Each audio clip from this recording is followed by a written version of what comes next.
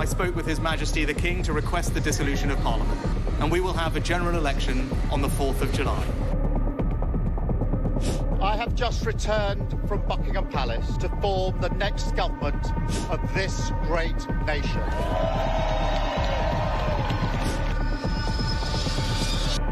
Take a look at what happened.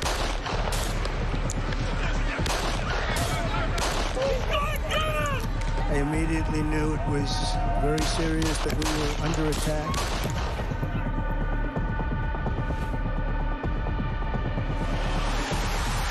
The time has come, and this surely is England's time. Williams, who scores, and Spain lead. The shot from distance is in. It is Cole Palmer. Low ball in, or far ball, slides it in. An absolute killer of a goal. I agree with the protest, but I don't think the violence was anywhere near necessary. No, I mean, I don't think anyone, Nigel, would ever think that the violence was the answer at all.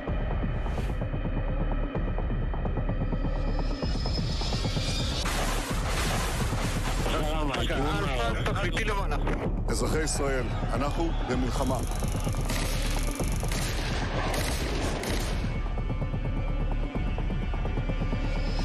I probably took a bullet to the head because of the things that they say about me. If Donald Trump were president, Putin would be sitting in Kyiv right now. In Springfield, they're eating the dogs. The people that came in, they're eating the cats.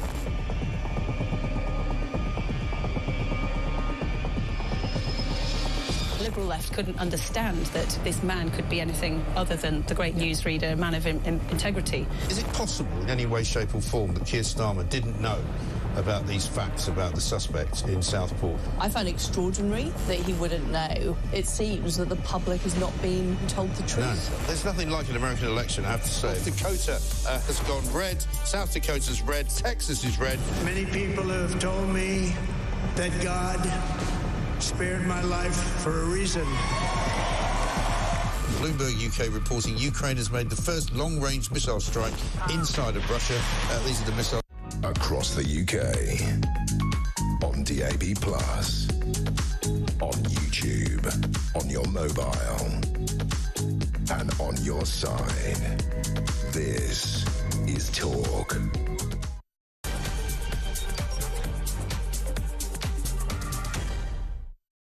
Hello, a very good morning to you. It's just after 6 o'clock on Monday, December the 23rd. This is Morning Glory. Yes, I'm David Bull, in for the man himself, Mike Graham. Thank you very much indeed for your company on what is, of course, Christmas Eve. Not long to go now. As you can see, the tree is up, the fire is lit, and we're ready to go. Thanks ever so much for your company this morning. Lots going on in the newspapers that we need to talk about. I was here all weekend, and some of those stories have moved on significantly since then. But I'm delighted to say that I'm joined by Theo Usherwood, political commentator this morning. Very good morning. Good morning. Are you looking forward to Christmas? Very much so. Can't wait. Good. Well, there we are. That seems a very cursory. No. That's it, is it? Yeah. No, I'm gonna spend some time with the family tomorrow and on Christmas Day, Boxing Day, and lots of turkey. Lots of turkey, yeah. I can't wait, actually. All the rest of it. I'm working tomorrow morning, and then I can't wait, and I shall be off and imbibing in some Christmas festivities, shall we say, with the family as well. Shall we start with the papers and what is going on this morning? As I said, I was here all weekend. Yeah. But there is one story that is sort of bubbling around, is continuing, and this is the front page. If you are waking up this morning, this is the front page of the Daily Telegraph. Mandelson set to work with Farage on Trump. Now, Lord Mandelson is set to call on Nigel Farage to help him win over Donald Trump's administration. This is the new ambassador to the US. He says he's ready to engage with the Reform UK leader. As you can see there, we've got Nick Candy, Nigel Farage, Elon Musk. This was taken at Mar-a-Lago. This is despite the senior Labour figures actually warning off Mandelson from this. But in many ways, and you've got people like Blunkett saying, oh, this is absolutely outrageous. It will give Nigel Farage a pedestal to stand on. It will give him the credibility he does not need. Now, actually, to give credit to Mandelson, if this is true, it is magnanimous in some ways, but he also says we need to rise above this. Nigel Farage is an elected member of Parliament, which is absolutely right. Yep. And maybe, just maybe, Mandelson's got this right. Yes, I think he has, actually. I think he's realised, and he's worked this out quite quickly, is that Keir Starmer and the higher echelons of the Labour Party and the Labour government don't have an in with Donald Trump. There's no natural person within their own party that they can turn to. Now, if you think back to the US elections, they did have an in with the Democrat Party, so much so, and of course they'd done this in previous years, but I think they made a mistake in doing it in this particular election, given the sensitivities. They send people over, the Labour Party sends people over to work voluntarily with the Democrats out canvassing, trying to win over voters. It's not a major operation, but it just speaks to the fact that Labour and the Democrats have always been intrinsically linked. But when it comes to the Republicans, and especially the Trump administration and the Trump team, there is no link. There's no particular in. And although Nigel Farage, Reform are snapping at Labour's heels. They came second in 98 seats in the general election. I think there's a recognition that in the MP for Clacton, Labour have the possibility of actually at least getting a hearing with senior figures within the Trump administration and perhaps Donald Trump himself. And I think Mandelson's also recognised that America's important. And I think there are lots of people within the Labour government who would rather just put their fingers in their ears and go, blah, blah, blah, blah, blah. We all need to think about the EU, we need to think about China. And I think that's right, and they want to concentrate on the EU. And, of course, Mandelson's in an interesting position, having been an EU commissioner as well. And the EU, and there are sort of noises coming from the EU saying, hang on a minute, we're not very happy about the position that you're taking because, of course, if you do then put the relationship with the United States over and above the relationship with the EU, then there may be problems. But you have to look at the global economy. Yeah. The US is a growing market. The EU is in stagnation. You've got problems in France and in Germany, for example, many other countries in the Eurozone. And so, therefore, you have to look at what is best for this country. Yes, and I think the Eurozone is also in trouble because of China and exports coming in, particularly we look at the car industry, exports coming in from China, which are much cheaper to produce there than they are in Europe. But there are those within Europe who sort of take a view that was widely held 10 years ago, a very protectionist view within the European Union, that we can't allow any. We've got to maintain the integrity of the single market and the customs union, and we have to maintain a firm line on that. But make no mistake, Europe's in trouble, and I think if they're going to take the hard line where they're going to say to the UK, no, we can't make any concessionary deals which might make it easier to trade between the UK and Europe. If you're going to go and sign a trade deal or do closer business with the United States, that's not in Europe's interests either. Where do you stand with regards to Mandelson? I mean, he called Trump he called him a white supremacist. You've got Chris Lasivita, who is Trump's campaign chief, who basically called Mandelson a moron. Do you think they can get past all of that? And is Nigel Farage, is he going to be able to supersede all of that kind of talk? Yes. So I think what's interesting about Trump, and this is something I picked up from over the years from speaking to those who know him or have met him or have been in the room with him, is that he does forgiveness. Yeah. If you kiss the ring, if you go and you say, hands up, and look at what happened with J.D. Vance, and you go, hands up, like, OK, the past, I want to start afresh, and I'm sorry, or words to those effect, then he does do forgiveness. He will let you back in, rather than, but he wants that deference up front, and I think you have to be able to show that. And I think with this move with Farage and Mandelson saying, OK, let's sit down. Look, you've got the link there. You've got the phone number. You've got the contacts in Washington, which are going to be so important after January the 20th. I think that's there's a recognition, a little bit of deference there to say, we need to do business. Yeah. You've got the in. Let's talk, and just for the good of the country, put all of the partisan name calling and what's gone before. Let's put that to one side. But I think you have to be able to show that deference. I think you're absolutely right. I think Trump shoots from the hip. Lord Darrick says, and I think this is right, that under Trump it's going to be a 24/7 bar brawl, which I think is pretty accurate. Thanks for the moment. Let me just ask you that question, though, this morning. What do you think? Do you think Nigel Farage should actually work with Mandelson to save the special relationship? The number 0344 499 1000. Those calls charged at the national rate. You can also text the word talk in your message to 87222. You can message us on X as well at talkTV. What do you think? You know, is Nigel... I mean, it's a really interesting question, this, because, of course, it suits Nigel Farage enormously. Is he talking up his position? You know, look, obviously he's met Musk. He knows Trump. We know that. I know personally that he flew there. He's been at rallies with Donald Trump. But does actually putting Nigel Farage in that position actually strengthen him and reform as well? Let me know your thoughts, please. 0344 499 1000. Shall we move on and talk about the front page of the Financial Times? Because this is about, again, about reform. Nick Candy has taken over as Treasurer of Reform. He says, and this is the headline this morning, Candy vows to help reform disrupt UK politics like we have never seen. This is fighting talk. Yes, this is. And I think that make no mistake, the size of the donations we're talking about from Elon Musk's X, he's the richest man in the world. I think he's worth something like $460 billion. Small change. He's almost double.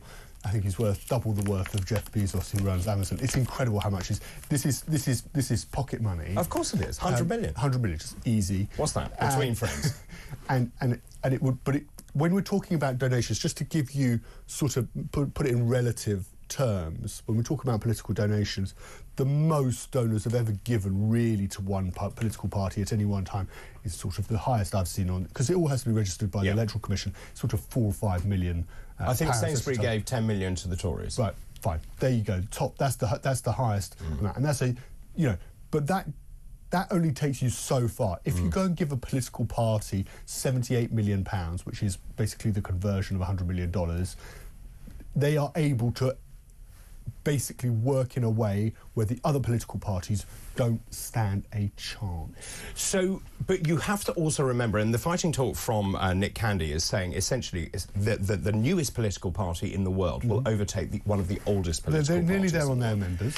Well, so, and obviously I have some insight into this, that what they are now doing is putting in a branch structure, all the stuff that they weren't able to do. And you're right, of course, money talks, and with money you're able to do that because you can actually have agents in every single constituency or every grouping of constituencies, and that changes it. It makes it a ground game. And this is where I think the Conservatives have lost their kind of vision, because do you remember under Cameron, everything was then imposed from top down, from the centre? And remember, those political parties and grassroots political parties are grown from the ground up.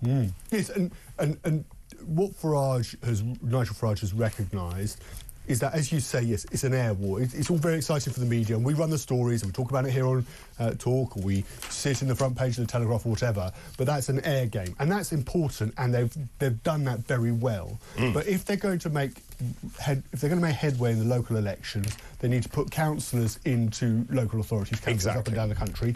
They need to build the structures in constituencies so that when the next election comes round, they're in a position to fight those constituencies. And we're not just talking like those 98 seats where they came second we were talking about before, but we're also talking about seats where they might not necessarily have thought they ever had a chance of winning. And I think if they're able to do that, then this isn't just, we've seen how they decimated the Tories at the last election. They basically sliced the Conservative vote in half. It's what they're going to do to Labour at the next election that I think is really worrying. And that's why it's interesting to see a few, in terms of mood music coming out of the top of government at the moment, talk about possibly, bringing in more directly elected mayors, which could possibly delay local elections by a year. They're running scared. Let's face it. We're also looking at changes to a cap on single donations, which could be introduced to prevent large donations being made. And of course, there are already rules which prevent foreign donors making donations into this UK system to particular political parties. So they're going to Elon Musk would have to find a way of. Well, he's got limited companies in the UK, hasn't he? And that's how he would do it. And that's how he would do it. But it's fascinating the way it's going to go. I mean, it's interesting. So over the weekend, they said we need to bring in these rules urgently to ensure that there's no foreign interference into this country. And now, of course, they're pushing back, saying, hang on a minute, let's not rush into this because there may be unintended consequences. I think it's fair to say the honeymoon is over for the Labour government. I think Keir Starmer, I mean, there's a brilliant... I think it lasts about 3 weeks. Well, yeah, if that. And actually, there were a lot of memes yesterday on Facebook about Keir Starmer saying he desperately needs a holiday. Lots of people saying they desperately need a holiday from the Prime Minister. So he feels that he needs to go. Also, just in terms of the economy, and we'll talk about that, I think the economy, I think it's fair to say it's in a pretty dire state, that we are in a period of stagflation, but also the Bank of England warning about what is going to happen economically. Now, Yvette Cooper has been out and about trying to spread festive cheer. Now, I don't know if you've seen this clip, but it is an absolute peach of a clip. So Yvette Cooper was out giving out mince pies and she was attacked by a very angry voter. She sort of said, well, why don't you have a mince pie? It's Christmas spirit. Well, I'll let the clip speak for itself. I'm just shocked seeing you in Nottingham and give mince pies out to people. For what reason? We do it every Christmas. Well, would you like one? No. All right. No, I hope you're not going to win next time. I hope you're out next time. I really do. Everybody's got different views, haven't they? But it is Christmas time. It is Christmas. It is. You've betrayed everything that everybody voted for you for, in everything. Well, smashing gang, loads of rubbish, and you know it. And you're going to house a load of them around here. We know you are. We know your plans. Well, actually, do you know we're already... Waspy. Yeah, we are already cutting the asylum hotels. What about when you got that photo done and all that with Waspy women? Yeah, we are already... You changed your mind with that. We are already cutting the asylum hotels. You know, you've got more. No, we've actually been cutting them. No, you've got more. Cut Rwanda, you cut everything. This is a joke. And now you're going to try and stop Elon donating. Everything's like changing. That is so two-faced. In a mince pie out. It's a nice tradition. No. Give him a blanket because they're freezing to death. Whoa! It's so two-faced giving them a mince pie because actually what you need to do is to give them a blanket. And this lady needs to be in Parliament. She talks about scrapping the Rwanda scheme, the Waspy women. She talks about the asylum hotel. She gives it, both barrels on the way back. Your thoughts? To be fair to Yvette Cooper, she tried to make the argument. Okay, and I think I know what you're saying, but what we want is politicians who are at least going to stand there with a mince pie. I think where I would have a problem is if she tried to shut her down and walked away. Yeah. Now that's the only saving grace, I think, because of course, as you rightly say, if you look back over the last however many months, you started off with the trade unions being given £10 billion worth of pay rises, and then we went on to, despite not having any money, and despite of course despite there being no promises on increasing productivity within the public sector, and I think that's going to haunt, because I think people would be willing to pay higher taxes for better public services, but I'm not sure we're going to get public. And if you can see exactly. Yeah. Exactly, and I think that people are going to feel aggrieved if they don't see public services improve as a result of those pay rises. Then you come on to the budget on October the 30th, and of course we had the difficult decisions, 25 billion black hole. Yeah, and then we had 25 billion increase in taxes on employers, and that has a knock-on impact in terms of firms hiring people. Of course, we've seen inflation going up, and now, of course, we didn't get the interest rate cut we were hoping for this month, which would, of course, made it much easier for millions of homeowners to pay their mortgages or to go onto lower rates. They're going to be feeling the squeeze going into the new year, whereas otherwise they perhaps might not have done. Waspy women was another classic example of Labour saying one thing in opposition, standing behind placards saying we stand with the Waspy women. I mean, that's a terrible look. It's not great. It's not great. It's about conviction for me. So if you say you're standing with Waspy women and you are pictured with Waspy women, then you have to stand with Waspy women. You can't then renege on that, saying, well, by the way, we've looked at the figures and it doesn't make any sense. You should have done that in the first place. You shouldn't have stood with Waspy women. Correct. That's the argument, isn't it? And I think this goes to the Waspy women goes to the nub of the problem, which was that Labour, if you think about the campaign itself, until you got into the sort of the final echelons of the final furlongs, I should say, of that campaign, David, where you were looking at policy differentiation. Actually, the big sell from Labour in that general election campaign, which of course the long campaign started basically in January of this year, all the way through to when Rishi Sunak called it at the end of May, was that Labour were different. They were bringing back public service into government, that they were going to honour their promises, that they could be trusted with the economy, they could be trusted with public services when it comes to our schools and our hospitals. And when you then get the broken promises, that trust, I thought they worked hard for that trust, but they lost it so quickly because they broke the promises that they were elected on. And that's the damaging thing. And I don't think anybody has quite realised within, whether it's Keir Starmer or Rachel Reeves or the teams that work for them, that it's going to be almost impossible to get that trust back and that goodwill back. And I think going into next year, the question for Starmer and for his team in Number 10 is, how do they win that trust back? How do they get people back on side? And I'm not sure that they can. I'm really not sure. I don't see how they do it. And then I think what happens is, if they can't get themselves back onto the front foot as a government with a mission and its own narrative about what it wants to achieve, they become slightly of a lame duck. And then you get questions of sort of manage, and we sort of started to hear this when Starmer had his 6 missions, you know, taking on the tepid bath of managed decline, or whatever his phrase was. But there's a sort of narrative sets in where he's just there for his own ambitions. Well, I mean, there's a lot of talk about whether he will stand down, whether people are actually briefing against him, Wes Streeting, particularly on manoeuvres. There's a great line. I need to go to a break. As the woman walked away, the mince pie woman walks away, Yvette Cooper says, I hope you have a lovely Christmas, and the lady just turns around and says, I hope you don't. I mean, it's absolutely priceless. Theo, thank you for the moment. So the question I'm asking this morning, should Farage actually work with Mandelson to salvage the special relationship with the United States? Let me know your thoughts on that, please. 0344 499 1000. This is Morning Glory. Good morning.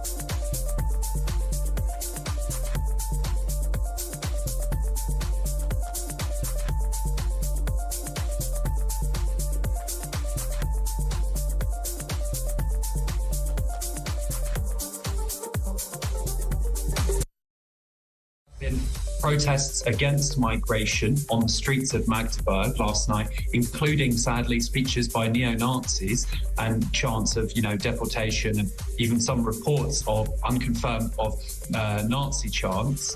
But then, of course, there is the fact that this attacker seems to have been anti-migration himself, because he was reportedly an ex-Muslim anti-Muslim extremist who thought Germany was trying to Islamize Europe.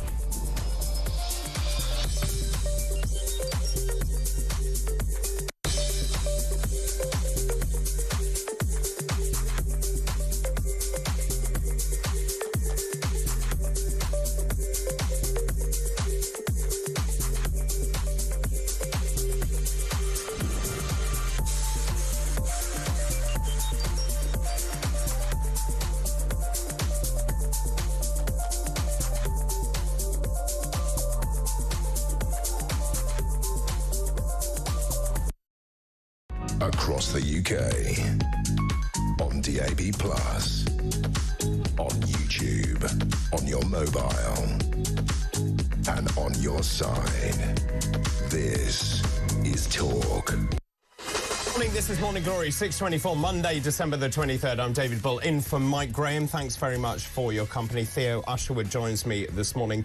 We're looking at the front pages this morning. The Daily Telegraph, Mandelson set to work with Farage on Trump. This story has been brewing for many, many days. It now transpires, well, certainly Nigel Farage then said, look, I'm happy to work with Peter Mandelson to look after the interests of this great country when it comes to resuscitating the special relationship with Donald Trump. Many of you getting in touch actually saying you're not very happy about that, and that what sets Nigel Farage and Reform UK apart is the fact they're different from those mainstream traditional parties. Get in touch, please. Do you think Farage should work with Mandelson to save the special relationship? The number 0344 499 1000. Those calls charged at the national rate. Chris has done just that. Good morning, Chris.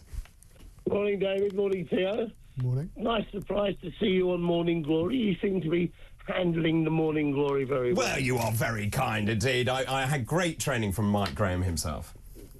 Right. Now, this is a message I want you to give Nigel, because I know you and him are good mates. This is a poison chalice. You have to remember Mandelson is the most corrupt politician in living memory. Dodgy mortgage, resigned from the House twice for lying, fleeced thousands of small investors with Railtrack, then went on to the EU with Blair pushing for him and became an EU commissioner. He did, yep. He is part of the Blairites and part of the EU operation.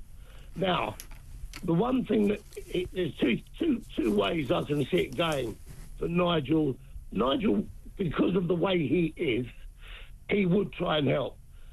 He's 26 years a conviction politician. He said from the start he wanted us out of the EU, and he did it. And Mandelson is all about the EU. Now, Mandelson can set traps for him, because I like you, and I like Richard, and I like Lee. As part of Reform, I've joined. I've paid my membership.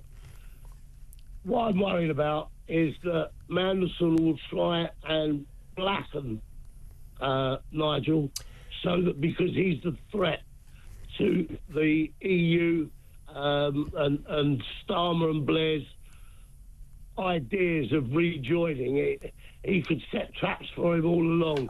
And if he does help him, it's just another string to Mandelson's bow. Let me just bring Theo in on all of that. Those are really strong points from Chris there, that Mandelson could set traps for Nigel Farage, but also Nigel's been very clear the EU is a declining market, that the UK needed sovereignty, and so therefore the special relationship is really important. Why should Nigel Farage get involved with Mandelson, the EU, trying to balance those relationships that Chris talks about there?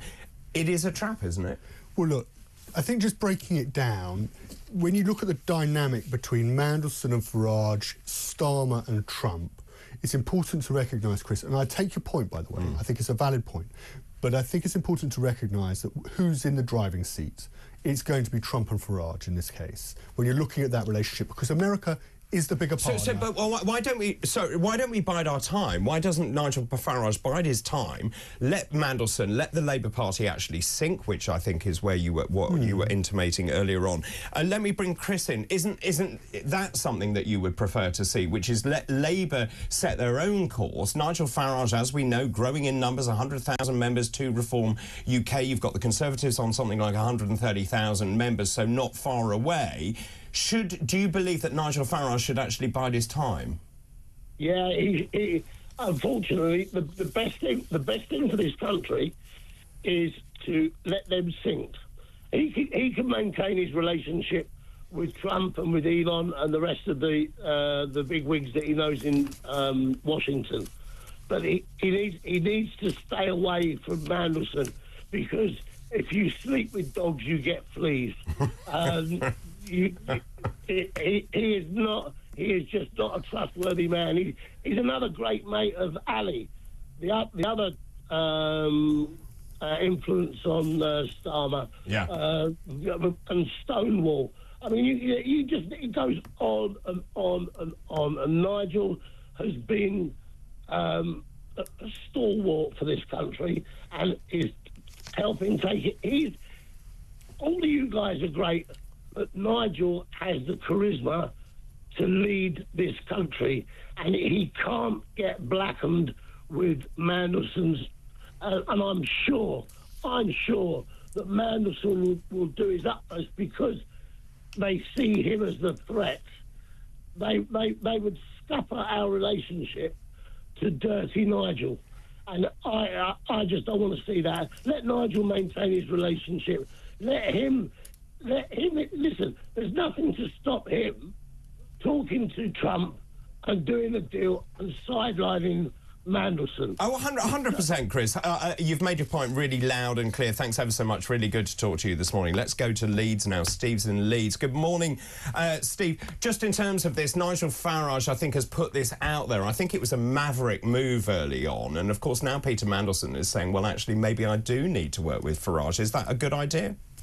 Well, I look, David, I look back at the history of reform, shaking hands with the two main parties. They tried it once, they trusted the Conservatives and got royally you-know-what. It's a brilliant point. Yep. It's a brilliant point. If there's any benefit comes from this deal that they do, Labour will take all the glory and say it's down to us. If there's any negatives from the situation, they'll blame it all on Nigel. So I don't see the benefit for Nigel.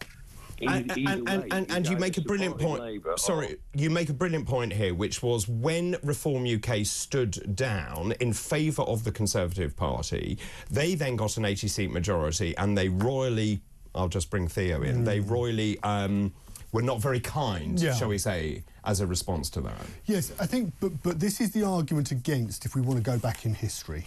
Right, there's previously once bitten, twice shy. Yes, once bitten, twice shy. But if we want to go back and look at where Nigel Farage has been previously, if you go back to the 2016 referendum, he led the Leave.eu campaign. Right, it wasn't the official campaign, and Boris Johnson led the main Leave campaign, and they worked. They dovetailed between a particular portions of the voters, portions of the electorate where they had the appeal to. And the reason I mention that is up until, and this is where Nigel Farage has a point to prove, there's always been accepted that there's been a ceiling to his vote, that he can only take it so far. And that's not to say that he can't have broader appeal, but he needs to show and he needs to prove that his appeal goes beyond those traditional Brexit voters. Okay, this offers an opportunity to let me ask Steve. Steve, do you think there's a ceiling to the vote that Nigel Farage and Reform UK can get? No, I don't. And what I would say to the gentleman who just said that is, you've got to remember that this is the most duplicitous government and party I've ever seen in all my 60-odd years in government. You can't trust them to give out blankets in the middle of a freezing cold period. You can't trust anything the same. Peter Mandelson, when he was with Tony Blair, was the architect of Machiavellian schemes. You know, the very fact that he's been brought back in tells me that there's something going on behind the scenes for them to try and destroy reform. And this is maybe Do you think it's that calculated? I think it is, yeah. I think this government is all about self-preservation and lying. And anything, you can't trust anything they say, because all they're looking to do is keep the money in the trough for themselves, benefit from all the perks, and they don't care about this country. You know, we've got, you know, a Prime Minister that cares more about Davos than he does about the UK. Yeah, very telling in that question he was asked. Steve, thanks ever so much. Really good to talk to you. That's Steve in Leeds. There, I'm asking this morning, this is based on the front page of the Daily Telegraph here. Mandelson set to work with Farage on Trump. This all started with Nigel Farage saying, look, in the national interest, he would be happy to work with the Labour government to improve relationships with the United States. And now Mandelson looks like he is embracing that and saying we need to do that. People like David Blunkett very unhappy about that, and whether it would sully the reputation of the Labour Party. So the question I'm asking this morning is, should Farage actually work with Mandelson to save the special relationship, or is it a trap? The number 0344 499 1000. Those calls charged at the national rate. You can text the word talk in your message to 87222. You can also message us at talkTV. This is Morning Glory. Good morning.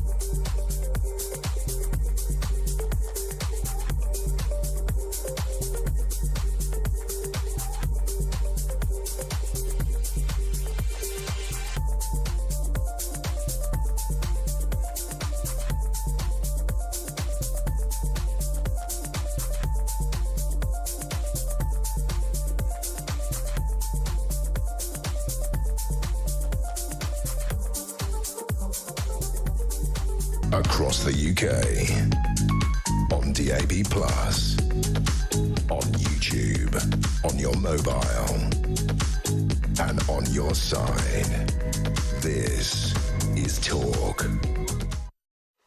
Welcome back. Morning Glory, 6:37, Monday, December the 23rd. I'm David Bull. Thanks for your company this morning. So, should Nigel Farage actually work with Peter Mandelson to save the special relationship? Is it fraught with danger? Is it a booby trap? Let me know your thoughts, please. 0344 499 1000. Text the words talk and your message to 87222. Margaret in Tunisia. How lovely. Good morning to you, Margaret in Tunisia. Good morning, David. No, Farage should not help Mandelson. Let him and Labour get on with it and make a Horlicks of it. Look what happened when he and the UKIP stepped down to help the Conservatives. It's actually the Brexit Party at that point, because I was involved. We stood down, or they stood down, to support the Conservative Party. Look what happened, as Margaret says, in Tunisia. It's gloves off now. Thanks for that message. Leah, good morning, David and Theo. Nigel shouldn't and should let them flounder about, mess it up. However, Nigel is a patriot and will help because he wants what is best for the country. I have nothing but respect for him. Have a lovely Christmas, both of you.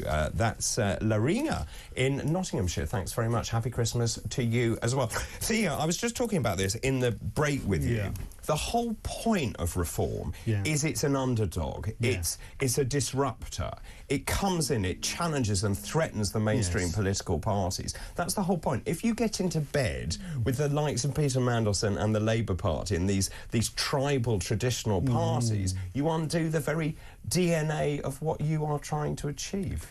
Yes, and it's interesting, and we were talking about this because we were listening to your previous contributors, people who messaged in or spoke to you on the phone this morning, and it's that idea that, hang on a moment, we're the outsiders, we're the ones who get done over or betrayed, or we're the ones who you know, the main two political parties, Labour and the Conservatives, are constantly trying to do us over, and they'll do us over again, just like they did back in 2019 at that general election.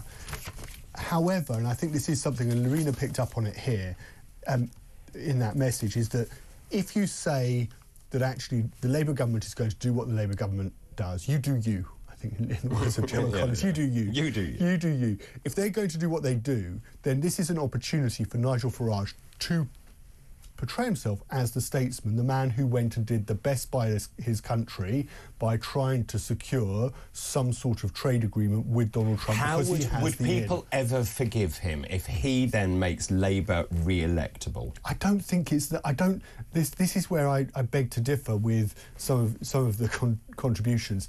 Is I don't. People are very angry. I know they are, but how, you know, Nigel Farage is close to Donald Trump and Elon Musk. Elon Musk has his own platform, X. They don't have a problem at the moment with communicating their narrative.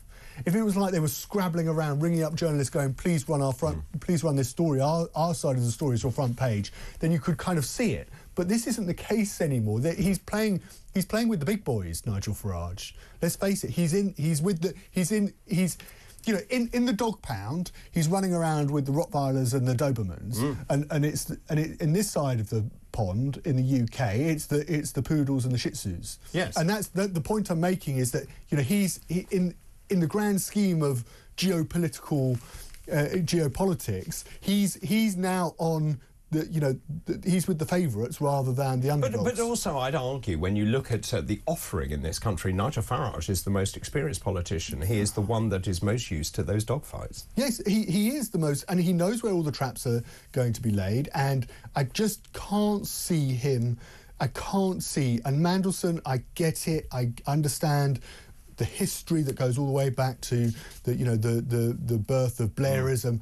I understand all of that, but I just can't see, given Farage's links with Musk in particular and with Donald Trump, how it would be possible for Lord Mandelson to stitch him up. And even if he did stitch him up, then I think Farage is in a strong enough position to come back. If Labour are going to do reform over, I think they're just going to have to stab them in the front. They're going to have to delay the local elections because they want elected mayors. They're going to have to bring in a cap on political donations.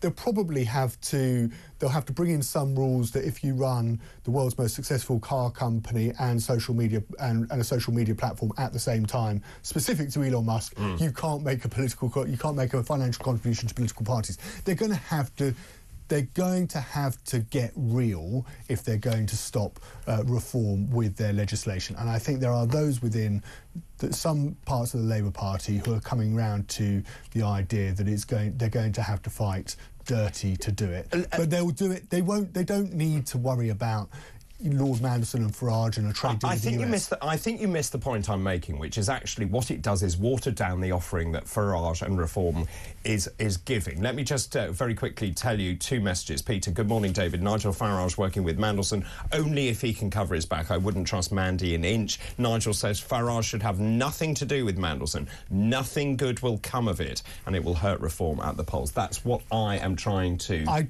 take your point. I take your point, and I take the point of your callers and your correspondents. But you disagree. But I disagree, and I don't think it's diluting the relationship. I think it's changing the relationship with voters, and I think then that will broaden Farage's appeal. OK. Let's start by going through the front pages. I'll take these over the break as well. Let's start with the Daily Telegraph. We know about this one. Mandelson set to work with Farage on Trump. So that's the big story this morning. We've also mentioned the front page of the Financial Times as well. This is Nick Candy vows to help reform. Disrupt. That's the point. Disrupt. Yes. There's the word again. Disrupt UK politics like we have never seen. Actually, in the copy of this, it says that there are many other people who are willing to give huge donations to Reform UK, whether that's true or not, but it certainly is fighting talk. The Times this morning, we'll talk about this in a little more depth in a minute. This is the understatement of the decade, I think. Economic outlook is frustrating. That's what the Labour Party is saying. A state of Britain's stalling economy is disappointing, according to a Labour cabinet minister, as a leading business group said the country's fiscal outlook was headed for the worst of all worlds. This is the CBI. They said there was little festive cheer before the new year. Expectations for economic growth at their weakest since Liz Truss was in number 10. Lucy Powell, she was doing the rounds yesterday, and she was basically asked all sorts of difficult questions. She said she understood the public's frustration with Labour's tenure so far. I think the voters and the public knew it was going to be difficult too, and that's why they voted for change. I would argue they didn't vote for change, actually. They didn't vote for Labour. That's the whole point. The Daily Mail this morning, again, similar story. Economy is heading for the worst of all worlds.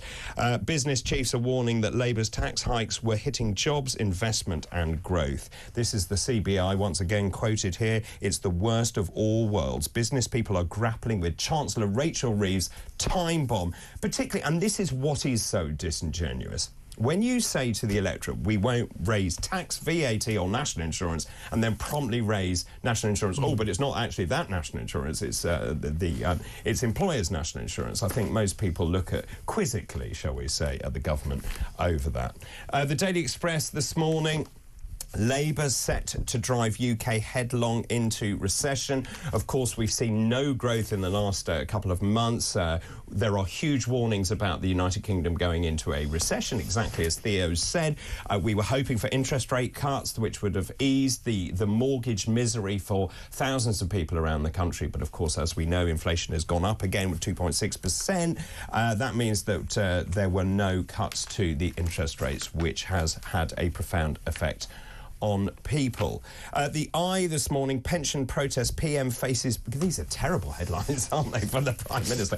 PM faces biggest rebellion yet in New Year vote. This is about the Waspies. They're basically going to rebel. You've even got Labour stalwarts saying, not on. And it's also what they call the stormtroopers, the new intake of Labour MPs who are very unhappy. Well, they're going to lose their seats, They're going to lose their seats, and they don't like, they've been given these crib sheets to go back to their voters when they're canvassing over Christmas and say, well, I'm terribly sorry, we didn't realise the state of the finances and we can't therefore provide the £10 billion. No one buys that. And voters aren't buying it, and they're getting absolutely... they're getting panned on the doorstep by their voters. They're not liking it, and that's why there's a frustration. And I think this rebellion early in the new year may or may not be on a binding vote, but I think it's going to be sizeable. Yeah. Just very quickly, The Guardian revealed £100 million spent to thwart special needs claims. This is extraordinary. The cost of legal fees and staff resources came... councils have only won 136 out of more than 10,000 tribunals, a success rate of 1.2%. That's a big story. And The Mirror this morning, this is a terrible story. A little chap, 3-year-old chap called Zachary Bradford.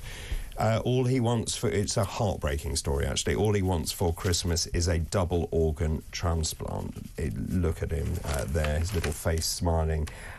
He needs a liver and bowel transplant. And that, I think, brings everything into perspective.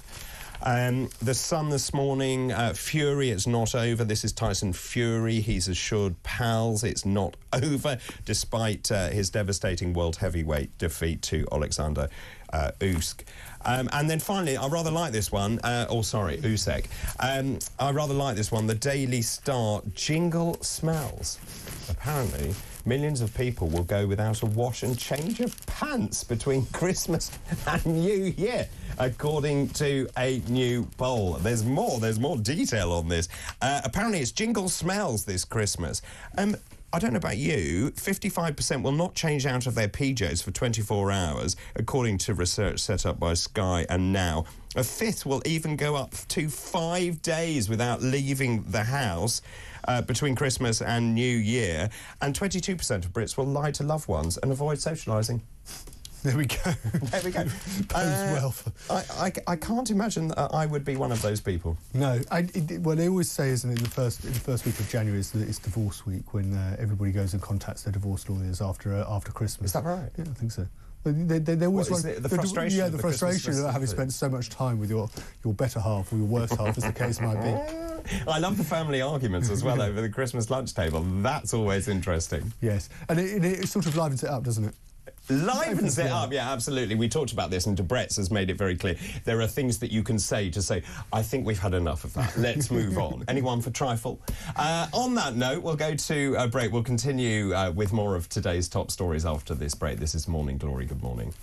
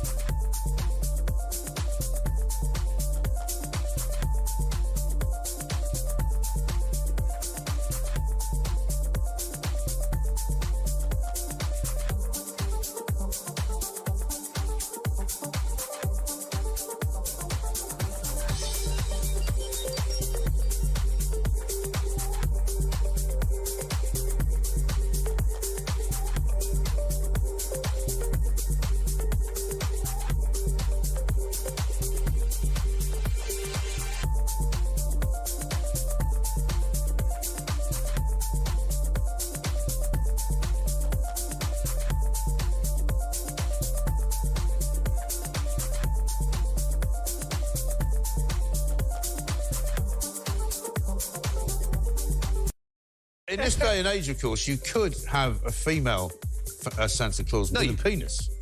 Yeah, that's actually even worse. That's what I was worried about. That is possible. That is possible. Technically, if you ask Keir Starmer, Yeah. can Mother Christmas have a penis? He would say probably what? Yeah, but don't ask How do you 1%. start explaining this to the kids? I mean, don't this want is to when it live gets here anymore. I want to go away. This is ludicrous. You can't just take your kids to the grotto. They go in one side, they come out the other side with a present.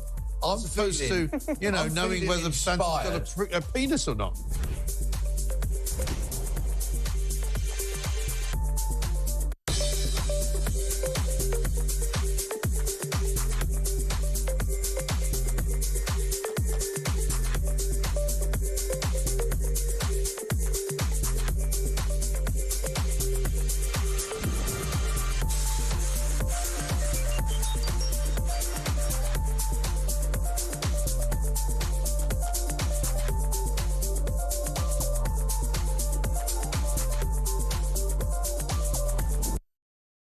Across the UK, on DAB+, on YouTube, on your mobile, and on your side. This is Talk. Good morning. Yes, this is Talk 6:52 on Monday, December the 23rd. I'm joined by Theo Usherwood, political journalist. We're talking about Nigel Farage, actually, in the front page of the Daily Telegraph. Mandelson, this is the big headline, Mandelson set to work with Farage on Trump. So the question I have for you this morning, should Farage actually work with Mandelson to save the special relationship? Or have we been here before where parties like Reform have trusted mainstream political parties and things haven't exactly worked out well? Let me know your thoughts, please. 0344 499 1000. Text the word talk in your message to 87222. You can also message us on X at talkTV. Should we just talk very quickly, if we can, about the economy? Yeah. Things not going brilliantly well. Of course, the Chancellor keeps telling us, well, we didn't know what we were inheriting. But now UK businesses are saying that actually the UK economy is headed for the worst of all worlds. This is the CBI. You know, when you increase employers' national insurance, businesses can't afford it, so therefore they don't employ the same numbers of people. It's not rocket science. Yeah, or they put up their costs as well. Yeah. And this is a report from the Confederation of British Industries, which says there was little festive cheer before the new year. The British economy is disappointing, according to Lucy Powell, the leader of the House of Commons. She admitted that yesterday in response to complaints about the way the economy is. Labour made a decision, of course, to put up national insurance contributions for employers. They said that didn't amount to putting up NIC's contributions on working people, which was, of course, a pledge in their manifesto. Do you believe that? No, I think that they should have been explicit before the election. They should have said we're going to have to introduce it. They should have been honest that you have to split national insurance contributions and they have to put it up. But of course, they didn't want to be labelled as same old Labour, tax and spend, put up your taxes, and that's why they wouldn't. So make wasn't that duplicitous? To an extent, yeah. It was duplicitous. Okay. Yeah, to an extent it was. I mean, they can make the argument. I can understand the argument about working people, but I think there's 2 points to that. Is firstly, many small businesses are working people. They amount to working people, and they're not people. Doesn't everyone work? No, let's do Keir Starmer's definition of a working person. Let's play their game. Yeah. To be fair to number 10, a working person is somebody who pays their taxes, goes to work every day, and doesn't have the ability to write a cheque if they get into trouble. But many small businesses don't have a cheque. Don't have the ability 100%. To write a cheque if they get into trouble. They just simply don't. They're trying to make a living on 25, 30 grand a year, and they're working really hard to do it, and they are trying to provide families, put food on the kitchen table, pay soaring energy bills, whatever it is, and they're going to be hit by this particular increase in national insurance on their contributions, which they have to make if they take somebody on. And what's also the second point, very briefly, I'd make, is that the knock-on effect is that as a result of putting up this particular tax, we're going to see, we already have seen, price rises. That's inflation.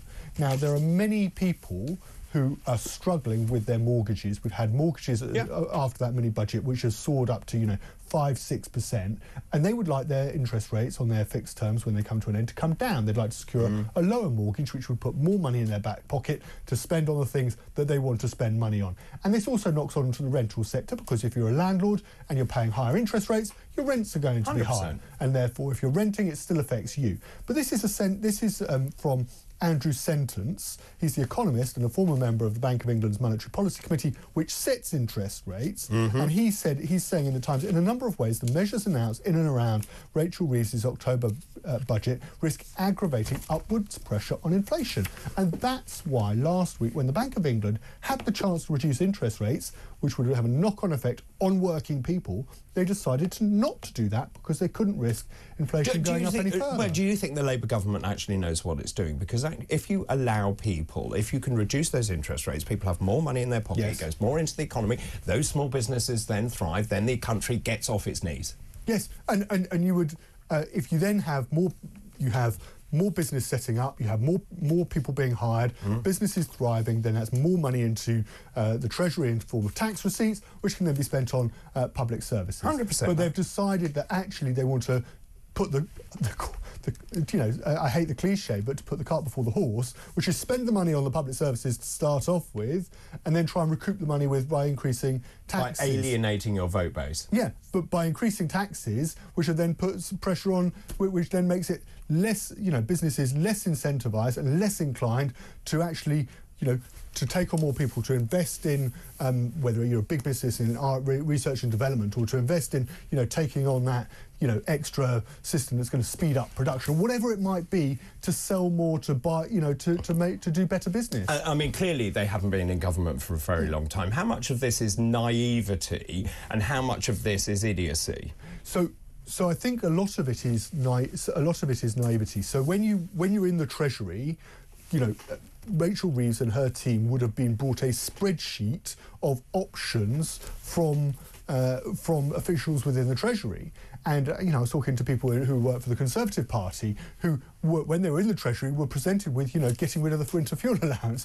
And they looked at it and they went, no, take your spreadsheet and find me some other options, because we aren't going to do that. Pensioners are really important. They're on fixed incomes and they're struggling to get by. And I think what they've lacked in the first 6 months in office is that ability to recognise that actually the officials who are working for them can present them with options, and then they need to make the right choices and choose the right options, and recognise that it will have a knock-on impact if you just decide to do the easy thing, which is to put up taxes. And that's the problem they've got, and it's going to hurt and it's going to be painful. I had lunch with a friend last week who works over in the city, and he works in debt, and he provides debt to large companies. We're talking millions, billions potentially in some cases to companies. And when they're looking at which companies they're going to lend to, they look at what's known as ratings. You've heard of AAA ratings for countries? Well, they have those ratings agencies do it for companies, right? And he's saying almost across the board, companies are getting rated downwards, of course, which is the early signs of a recession. And we were talking about, what's next year going to look like, and he said, what they're seeing in the City of London in the Square Mile is not good. No.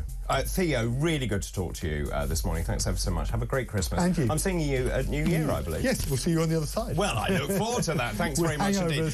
Just very quickly this morning, front page of the Daily Telegraph, Nigel Farage may be working with Peter Mandelson. Is that a good idea or a bad idea? Let me know your thoughts on that. By the way, after the break, I'm going to be talking to James Price, former government special advisor. Labour's collapse is historic. Keir Starmer not enjoying a honeymoon. We'll be talking about that after the break. Also, we'll be talking about Yvette Cooper, who was confronted while she was giving out mince pies. All that on the other side of the break.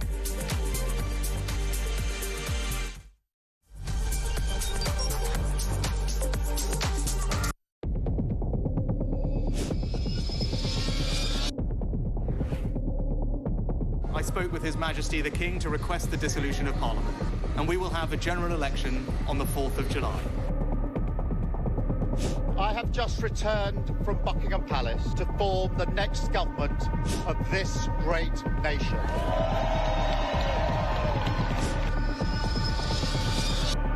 Take a look at what happened.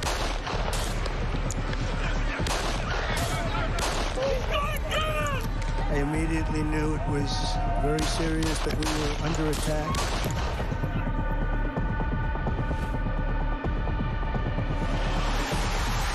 The time has come, and this surely is England's time. Williams, who scores, and Spain lead. Shot from distance is in. It is Cole Palmer. Low ball in or far ball, slides it in. An absolute killer of a goal.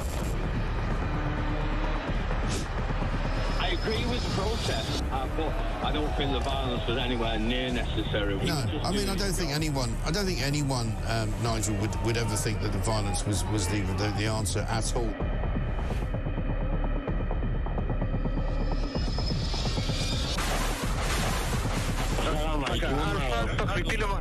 אזרחי ישראל, אנחנו במלחמה.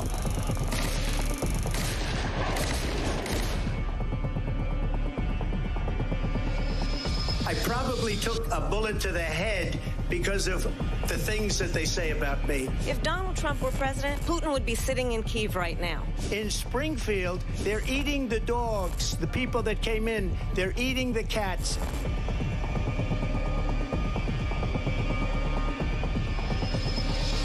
The Liberal left couldn't understand that this man could be anything other than the great newsreader, a man of integrity. Is it possible in any way, shape or form that Keir Starmer didn't know about these facts about the suspect in Southport? I find it extraordinary that he wouldn't know. It seems that the public has not been told the truth. No, there's nothing like an American election, I have to say. North Dakota has gone red, South Dakota's red, Texas is red. Many people have told me that God spared my life for a reason.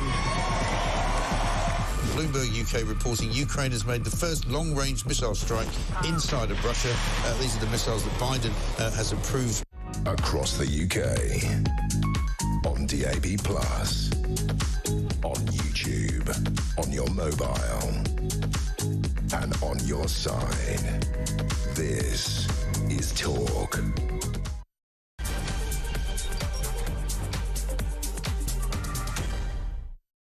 Hello, very good morning to you. It's just after 7 o'clock on Monday, December the 23rd. This is Morning Glory. I'm David Bull, and thank you very much for your company. And what is Christmas Eve?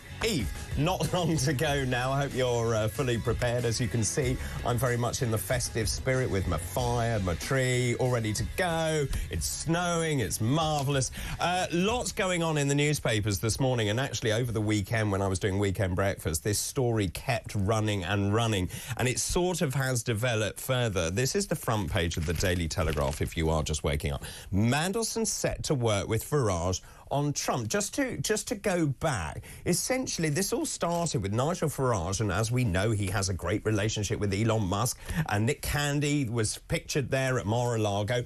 Farage is close to Trump and has been over in the United States a lot with Trump. He then said, look, in the interest of the United Kingdom, I will work with the Labour Party to try and mend the special relationship. Because if you recall that Peter Mandelson, who is now the new ambassador, had in the past called Trump some very unpleasant things. Also, Chrysler Civitar has basically come back and said Mandelson's a moron. So then the question is, should Farage actually work with Mandelson to save the special relationship? Many of you getting in touch about that. 0344 499 1000. Text the word talk in your message to 87222. You can also WhatsApp us. Really keen to get some voice notes as well. Lots of you getting in touch, actually, very exercised about all of this. Sean of Cheshire. You sound very baronial. Sean of Cheshire, good morning to you. Good morning, David. Great show. Thank you very much. I've been listening since 6. We don't need to mend our special relationship. It doesn't need to be saved. It's not broken yet. Let the Dark Lord and his Labour and EU cronies mess things up. Nigel will be there to put it right at the end. He needs to stay out of this whilst Labour are going to stitch him, brackets, us, up. He needs to learn from being screwed over by the Tories, and that's what Theo and I were talking about earlier on, saying Reform UK, or in those days the Brexit Party, trusted the Conservative Party, and it did not end well for the Brexit Party. Good morning, David. This is Dean in Oxford. Good morning to you. I'm a Reform member. Let me tell you, if Nigel forms any kind of partnership and deal with that treacherous man Mandy, I am out. Many Reform voters will see this as a deal with the enemy of the people. Nigel and the party should not even think about entertaining this man. Let me just throw this at you. How much of this is spin and bluster from Nigel Farage? I've known him a very long time. If there's one thing he is brilliant at, it's courting the press. Is that what's going on here? Because you can't buy the kind of publicity that gives you front page of the Daily Telegraph, many other papers as well. How much of this is actually Farage playing the Labour Party? Does he actually mean it? If he does mean it, is it a great idea? Let me know your thoughts on all of that, please. Lots more going on. And I want to talk now about Keir Starmer.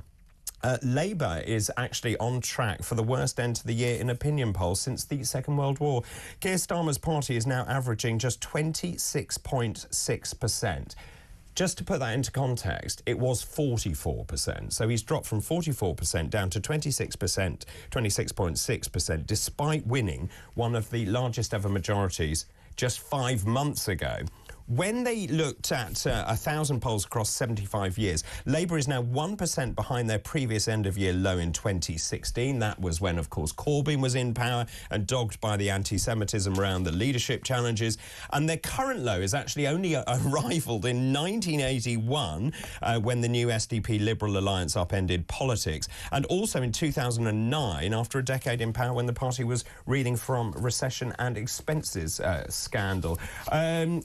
Just let me tell you the breaking news. The UK economy recorded no growth in the third quarter, revised down from an initial estimate of 0.1%. The Office for National Statistics has just said. So that is terrible economic news for the United Kingdom. The UK economy recorded no growth in the third quarter, revised down from the estimate of 0.1%. This is the ONS, and we've been talking a great deal about the UK being on the edge of a recession. We've seen absolutely no growth there. The honeymoon very much over for the Labour government. Joining me now, James Price, former government special advisor to the Conservative Party. Good morning. Good morning. Happy Christmas almost. Yeah, happy Christmas to you too. Just let's look at this. The Labour Party came in, they were triumphant in their win. I think it's fair to say people didn't really vote for the Labour Party. They voted against your lot, against the Conservative Party, over what they saw was mismanagement, years of actually neglecting the United Kingdom. And, of course, Labour won by default. I think it's also fair to say that Labour was disingenuous. They didn't level with the public as to what they were going to do. I think you're right on all counts. So the disingenuous is perhaps maybe too polite a word. I know it's early in the morning, but I would say that they were flat-out liars. All of the horrible things that they've done and inflicted on the country for absolutely no gain so far. The only people gaining out of this Labour government clearly are their trade union paymasters and, frankly, the Communist Party of China, if Labour get their way of giving away sovereign British territory in a crucial part of the world. They're the only people getting a happy Christmas out of Labour this year. But you're right, it has been a really, really sharp fall. And I think even someone as partisan as I am is surprised by it. You had all of this talk that Sue Gray, this kind of maestro of the civil service, was planning for government, and they had all these great plans. They were going to come in and fix everything and all this kind of stuff. I think some of the more naive members of the Labour Party genuinely thought that they believed their own kind of rhetoric and said, well, the Tories are evil, and once we get the evil Tories out, everything will be wonderful and it'll all be sweetness and light again, not realising, A, that's not how it works, and B, frankly, the kind of ministers who come in are not actually that powerful anymore. The system is set up so as to prevent you from making the kind of radical change that we need in this country in order to fix it. It's a great. Say the word reform. It's a great point, actually. I heard an interview with Dominic Cummings who was basically saying exactly that. The system has changed so dramatically that pretty much government are puppets, that when you see the ministers walking into Downing Street, it is like show ponies.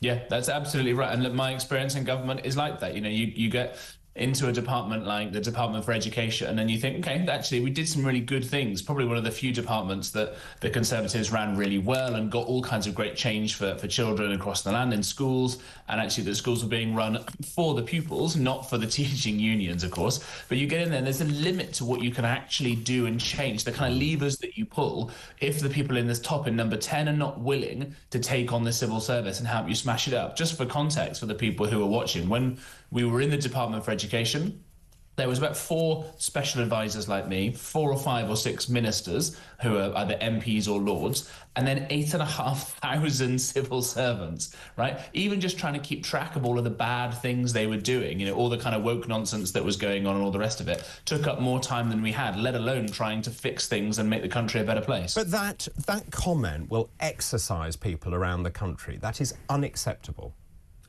Completely right.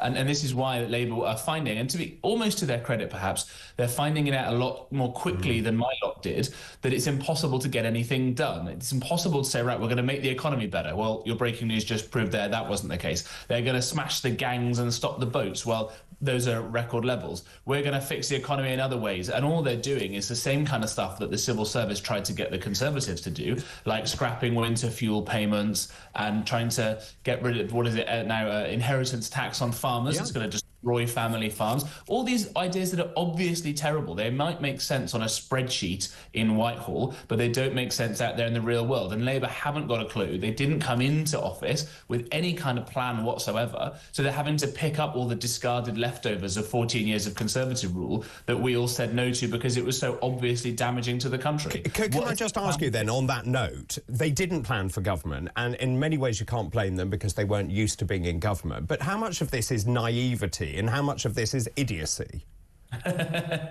It's a great question. I think there's plenty of both to go around, to be frank with you. I think there was, again, as I say, this idea that Tories are evil, so we'll get in there because we're the good people and we can fix it. They also seem to think that they can do horrible, damaging things like scrap winter fuel payments for people who are going to freeze this Christmas. But because they're Labour, they're the good people and they can get away with it. And if they speak in this kind of tone and talk down to people, that people will know their place. Well, your listeners and viewers at home will know that that ain't going to happen, and that there's an awful lot of resentment building up for Labour because it feels like they've just lied. And so that's the naivety part. On your question about idiocy, well, the quality of people in politics is just not very high anymore. I think that's a really... Why is that? And there's a lot of factors. I think the fact that pay is a lot worse, and you should see how it's a privilege for this, but that will just prevent people who could go off and make squillions and squillions off in the City of London or in cool startups in California or wherever else it may be, are just not going anywhere near it. And I think it's also because when you do get people of some talent going in, they realise that the system, we're talking about the civil service, again, prevents them from acting dynamically. If you go and start a business, or you're the CEO of some massive business or even a small business, people listening at home, you can hire and fire, you can make decisions quite quickly. In fact, you have to, because you have to respond to how the world is changing. If you're the Secretary of State for Defence, you can hire or fire your 3 special advisors and that's it. You can't hire or fire anybody else in that system without lots and lots of difficulty. You don't have control over the budget because that's coming from the Treasury, and you're constrained in all kinds of ways, and you can't fix it, and it's maddening. I think there are a couple of things. There's a massive lack of expertise, as you rightly say. Also, I think there is this metropolitan bent. I don't think the government understands what it's like to live in rural communities. They certainly don't understand what it's like to live on a fixed income if you're a pensioner. And taking away the winter fuel allowance is just such a terrible look on many fronts, and actually it's inhumane at the bottom line of that. I don't know if you've seen this clip. Yvette Cooper, she was out and about getting involved with the festive spirit, handing out mince pies, and she got savaged, I think it's fair to say, absolutely broadsided by a very angry older person who shouted, "Shame on you." Let's take a look. I'm just shocked seeing you and Natalie. And give mince pies out to people. For what reason? We do it every Christmas. Well, would you like one? No. All right. No, I hope you're not going to win next time. I hope you're out next time. I really do. Everybody's got different views, haven't they? But it is Christmas time. It is Christmas. It is. You betrayed everything that everybody voted for you for. In everything. Well, smashing gang, loads of rubbish, you know it. And you're going to house a load of them around here. We know you are. We know your plans. Well, actually, do you know we're already... Yeah, we are already cutting the asylum hotels. What about when you got that photo done and all that with Waspy women? Yeah, we are already... You changed your mind with that. We are already cutting the asylum hotels. You know, you've got more. No, we've actually been cutting them. We just announced the letter was cut Rwanda, you cut everything. This is a joke. And now you're going to try and stop people on donating. Everything's like changing. That is so two-faced. In a mince pie out. Yeah. It's a nice tradition. No. Give them a blanket because they're freezing to death. That is two-faced. Giving a mince pie out, give them a blanket because they're freezing to death. They're freezing Yvette. You have reneged on Rwanda, the waspy women, immigration. I mean, that lady should have a knighthood. Let's get her in the House of Parliament. Exactly. Look, Yvette Cooper is right in the chronological sense that it is almost Christmas, but other than that, I am shocked sometimes. You know, I've worked in politics for maybe too long. Some people can see the grey hairs starting to appear in my beard that definitely weren't there before, but you see some politicians like that, you think there's got to be a better way to handle an angry person rather than that kind of cold, soulless response there, right? You've got to have some empathy going, I hear you. Things are tough. I'm going to take some of this on board. If you want to have a conversation, come into my surgery. We'll talk about this stuff. You know, I'm here to try and talk to people and spread some Christmas cheer, but let's talk in the new year. I want to hear about your concerns and how we can make it better. And that's a brilliant point. That's a brilliant point. Is it the depersonalisation of this government which is the biggest problem? Because it strikes me that Keir Starmer is a robot, Rachel Reeves is a robot. They just repeat the same lines as though they are Daleks. They don't have any empathy with people. They don't actually understand what people are going through. And I think that's what you're seeing being levelled back at the government. Yeah, I think that's a great point. I think that's exactly right. And it's because you've got this civil service we talk about now that controls everything. And if, as you said, you interviewed Dominic Cummings. He talks about how even in cabinet meetings, the secretaries of state, they sit around that big fancy table and they're just reading off a script, what they've been written and what they've been told to do. And so the party is now starting to select for people who can do the good defensive, well, actually, we're doing this much and this much and that much, like kind of soulless automatons. And it's why somebody like Nigel Farage is endearingly popular. Okay, lots of people don't like him, but I think more and more people are probably coming round to him because at least people have the sense that he says what he's really thinking. I think also they get the sense that actually he cares about people in this country and actually he cares about the vested interests of this country. On that note, let me just ask you about the Daily Telegraph. This is the headline: Mandelson set to work with Farage on Trump. Now, this has been brewing for a couple of days. Nigel Farage, it all started, I think, Mandelson said in a podcast he would be willing to work with Farage. Farage had said, look, I'm friends with Trump, I'm willing to work in the national interest. And now it looks like Mandelson is sort of taking him up on that offer. Many of our listeners and viewers totally exercised by this, saying this is a terrible idea. Do you welcome it? I think, first of all, it is completely bonkers that Starmer has decided to politicise appointments to ambassadorships like this. We haven't had this for a long time. I think the only one I can think of was Peter Jay, who was Jim Callaghan's son-in-law when he got put in the same job, and that was, what, the mid-1970s, something like that. The fact that you pick somebody so obviously controversial and divisive, someone who I think has to pledge some kind of fidelity to the European Union when he was a commissioner there to get that juicy pension that he will get from them from the rest of his life, from the European Union. You can see the flags on the screen there. But I think that if you do that, then you've got to make the absolute most of it. And clearly Farage has a better relationship with the Trump team than almost anybody else. And I'm speaking as somebody who, in the early part of next year, is getting married to my American fiancé. The special relationship. Congratulations. Thank you very much. It's the most important alliance in the world. And you've got Labour, if they turn their nose up at Trump because they say, oh, orange man bad, and yet they're cozying up to the genocidal, murderous, communist regime in China that locks its own people up and sterilises its own citizens. I mean, that's completely and utter madness when we could be allying with the United States. But this is dog whistle politics, isn't it? Isn't it the intrinsic dislike of Trump, the Republican movement, that underpins all of this from Labour? And the second part to that question, if Labour and Starmer had been really clever, why wouldn't they have appointed Farage as the ambassador? Yeah, it's a great point. Perhaps it should have been done back in the first Trump term, and that Farage wouldn't have had all the opportunities to have made all these new parties that have so disrupted politics, frankly. But you're right, it is that kind of disdain. They just say, oh, well, orange man bad. Well, hang on, the United States, the popular vote was won by the Republicans under Trump this time for the first time in 20-odd years, and clearly they're fed up of exactly the same kind of problems you talked about. Joe Biden wasn't so much a functioning robot as a malfunctioning one, and Kamala Harris couldn't speak more than about 2 sentences without an auto cue.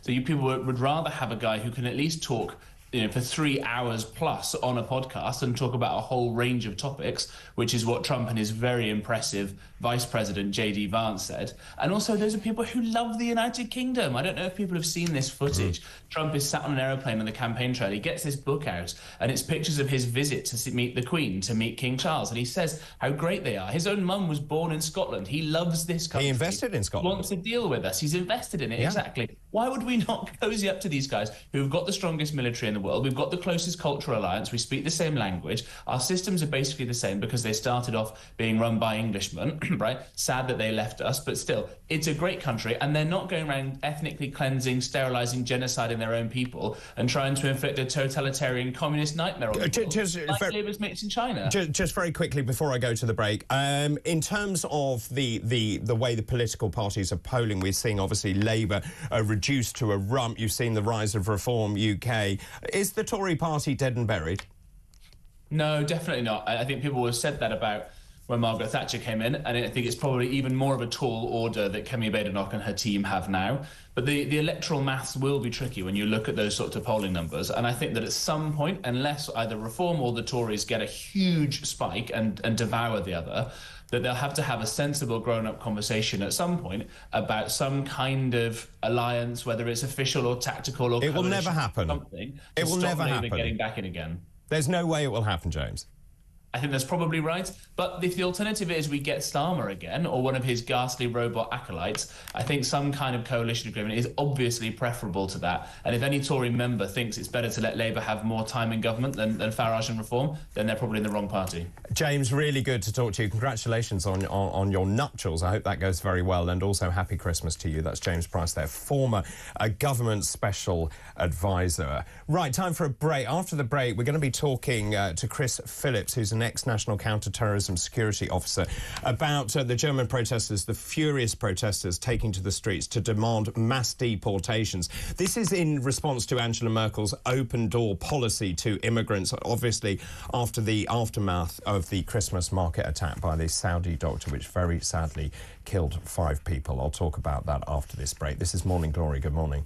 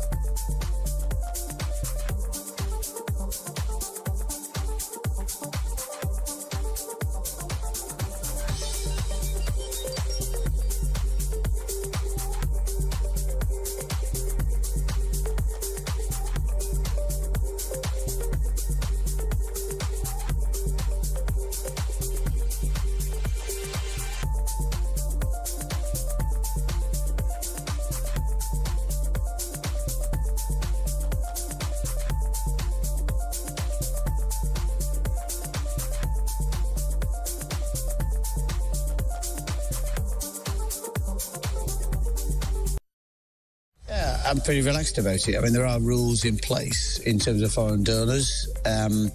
But if there's a UK company involved, then it's deemed appropriate that money can be donated to a political party. So clearly that's a decision for those people whose money it is.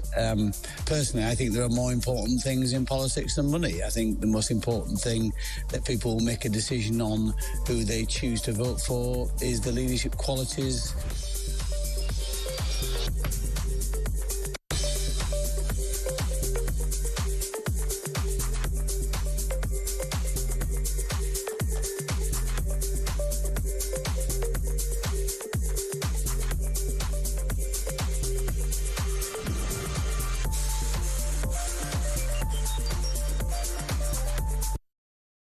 Across the UK, on DAB+, on YouTube, on your mobile, and on your side. This is Talk. Welcome back. This is Talk 7:25 Morning Glory. I'm David Bull in for Mike Graham. Thanks very much indeed for your company. Not long to go until Christmas Eve. Let's move to a very serious topic. Let's talk about what's going on in Germany. And, of course, Angela Merkel's open-door policy and the attack that happened just a few days ago. Well, furious hard-right protesters took to the streets of Germany to demand mass deportations after, as we know, the Saudi doctor allegedly killed 5 people in that devastating attack on a Christmas market. Taleb al-Abdulmasen, 50, is accused of ramming his SUV into a packed market in the town of Magdeburg. That was on Friday night, killing 4 women aged 45 to 75 and very sadly, a 9-year-old, as well as injuring over 200 people. As a result of this, around 700, as they are labelling them hard-right demonstrators, gathered in Magdeburg with people holding a banner with the word "Remigration Now" and so-called homeland flags. They've been described by the German tabloid Bild as right-wing extremists and hooligans. They marched through Magdeburg shouting, "Anyone who doesn't love Germany should leave Germany. Migration kills. We must take back our cities, our villages and our homeland." Well, joining me now is Chris Phillips, who's an ex-National Counter-Terrorism Security Officer. Good morning to you. Good morning. Tensions running very, very high in Germany as a result of that attack, a shocking attack, actually. When you are approaching Christmas and people go to a Christmas market, they expect to be safe. We've seen this playing out across the world, actually, where we are now in a normal state where in a Christmas market you have armed police protecting citizens. Warnings also that the UK is now on high alert for some sort of copycat attack. Where do you stand on this? Yeah, well, let's not forget that all Christmas markets across the world will have armed police. It's only the fact that in the UK we don't have our police officers armed, generally, which makes it unusual for us. But, yeah, it's a worrying sign, and Germany has suffered a number of attacks recently. And I think people are quite rightly very upset about the whole issue of huge numbers of immigrants coming into the country. Most, of course, are very peaceful, but a percentage of those will cause all sorts of issues, and cities across Germany, across Europe, are seeing that in real time. And of course, as we mentioned, in 2015, Merkel implemented this open-door policy. So 1 million immigrants came into Germany. We've talked about this over the weekend, about the lack of integration, not learning the cultures, the values of the host country, whether it's Germany or whether it's this country. Huge questions over why this was allowed to happen. And of course, the German authorities facing questions about security. There seems the barriers that should have been up weren't there. They said this was an exit route for emergency vehicles to be able to leave or to enter that Christmas market in Magdeburg. Just your thoughts on this situation and the preparations for, as you mentioned, that Christmas markets are normally protected by armed police. Do you think they dropped the ball here? Well, they have to some extent, in that even the protective security, the hostile vehicle mitigation measures that were in place don't seem to be adequate. They've dropped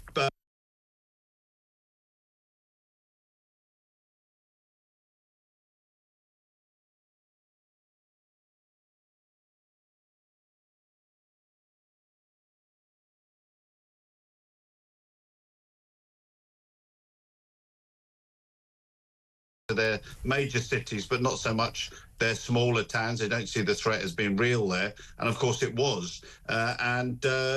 You know, there are many people across our country, in the UK as well as Europe, who would wish to exploit that, and that's what happened. And I think, just to bring it home, of course, the Saudis say they warned the Germans multiple times, 3-4 times, about this particular man. They gave these notes verbal to the German authorities. They say they ignored that. We don't know how much of that is true. Just for those people here in this country as we ramp up towards Christmas, and of course, this is meant to be a time of festive cheer and going out and celebrating with your families, there is a real concern about copycat attacks in this country. What can people do to keep themselves safe? Are you concerned about the security situation here in this country? Well, I'm concerned in that there is a terrorist threat, and the terrorist threat is very real.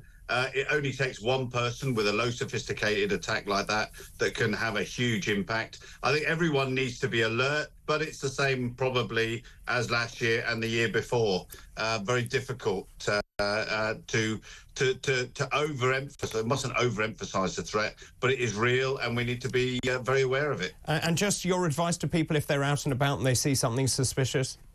Well, the best thing that people can do is not have their headsets in for a start, headphones and things, walking around. You don't know what's going on around you, and it's not a great place to be. At least be aware of what your circumstances are and what's around you, so that you do hear things if cars are coming, etc.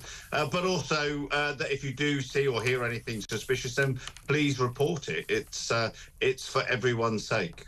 Chris, really good to talk to you. Thank you very much. Chris Phillips there. I wish you a very happy Christmas as well. Ex-National Counter-Terrorism Security Officer, former DCI at the Met Police. Let's take a couple of voice notes now. Eileen, first of all, talking about Nigel Farage and Mandelson. Good morning. Morning, David. Elaine here. On the subject of Nigel Farage getting involved with Mandelson, I think he should steer clear, and I really do think it's a trap. What the hell is the matter with Nigel? I thought he was a bit more sensible than that. I mean, Good show. Keep it up. Well, bless you. And it was Aileen, actually, not Eileen. But it was a brilliant point. I just wonder how much of this is actually Nigel Farage sort of just creating trouble. And, of course, as a result of it, he's on the front page. But really strong point. Thank you very much, Aileen. Happy Christmas to you. Judith has also sent in a voice note. Good morning. Hello, it's Judy from Altofts, West Yorkshire. Made my day watching that lady give Yvette Cooper a right shellacking over everything while she was giving free mince pies out. She's my MP. I did not vote for her, but I thought it was really good. I think what's stuck in most people's craws is the fact that they're stopping giving people in this country things, yet giving billions away to other countries. It's like you giving your neighbours' kids food while you're starved. It's not right. It's just not right. Anyway, I hope she has a Merry Christmas, that lady who ticked her off. Thank you. Well said, well said. You know, they say charity begins at home. Well, I don't see much sign of that. I also hope that lady has a great Christmas as well. Priceless, as I said earlier, she should be in the House of Commons holding politicians to account. I don't think Yvette Cooper knew quite what had hit her, quite literally. Keep all those messages coming in, please. This is based, the question, on the front page of The Telegraph this morning. As I said, I just wonder how much of this is rabble-rousing. I know Nigel Farage well enough to know he likes to cause some trouble. And Mandelson set to work with Farage on Trump. Good idea, bad idea? Your thoughts, please. 0344 499 1000. Those calls charged at the national rate. Also, voice notes, really important. Keep all of those coming in, please. This is Morning Glory.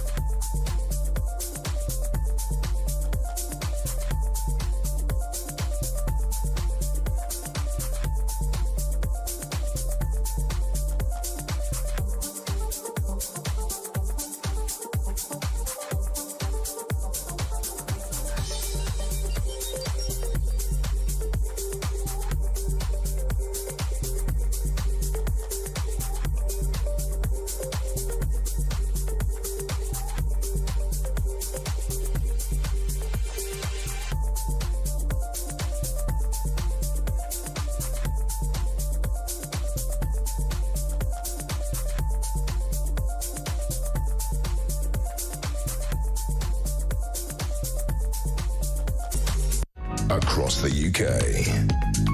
On DAB+. On YouTube. On your mobile. And on your side. This is Talk.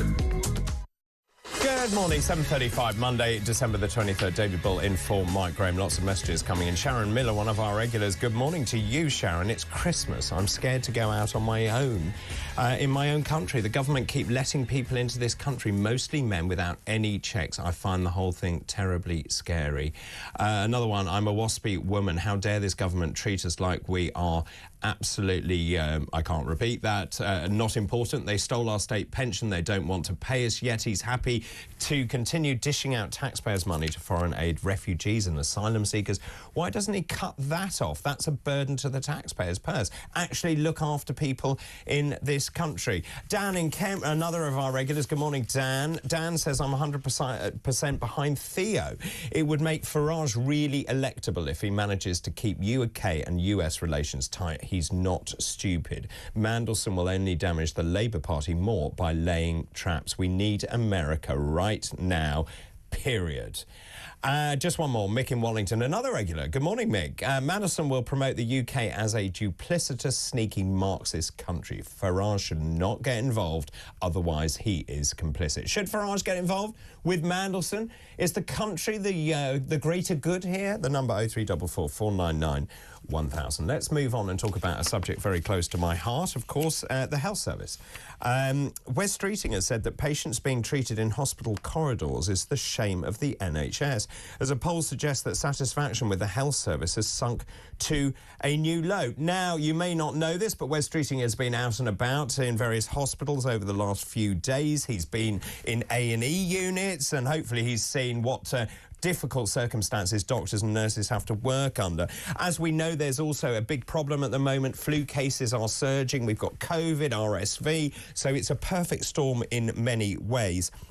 Patients that Streeting met included an elderly woman who spent 30 hours on a corridor, on a trolley, in a corridor.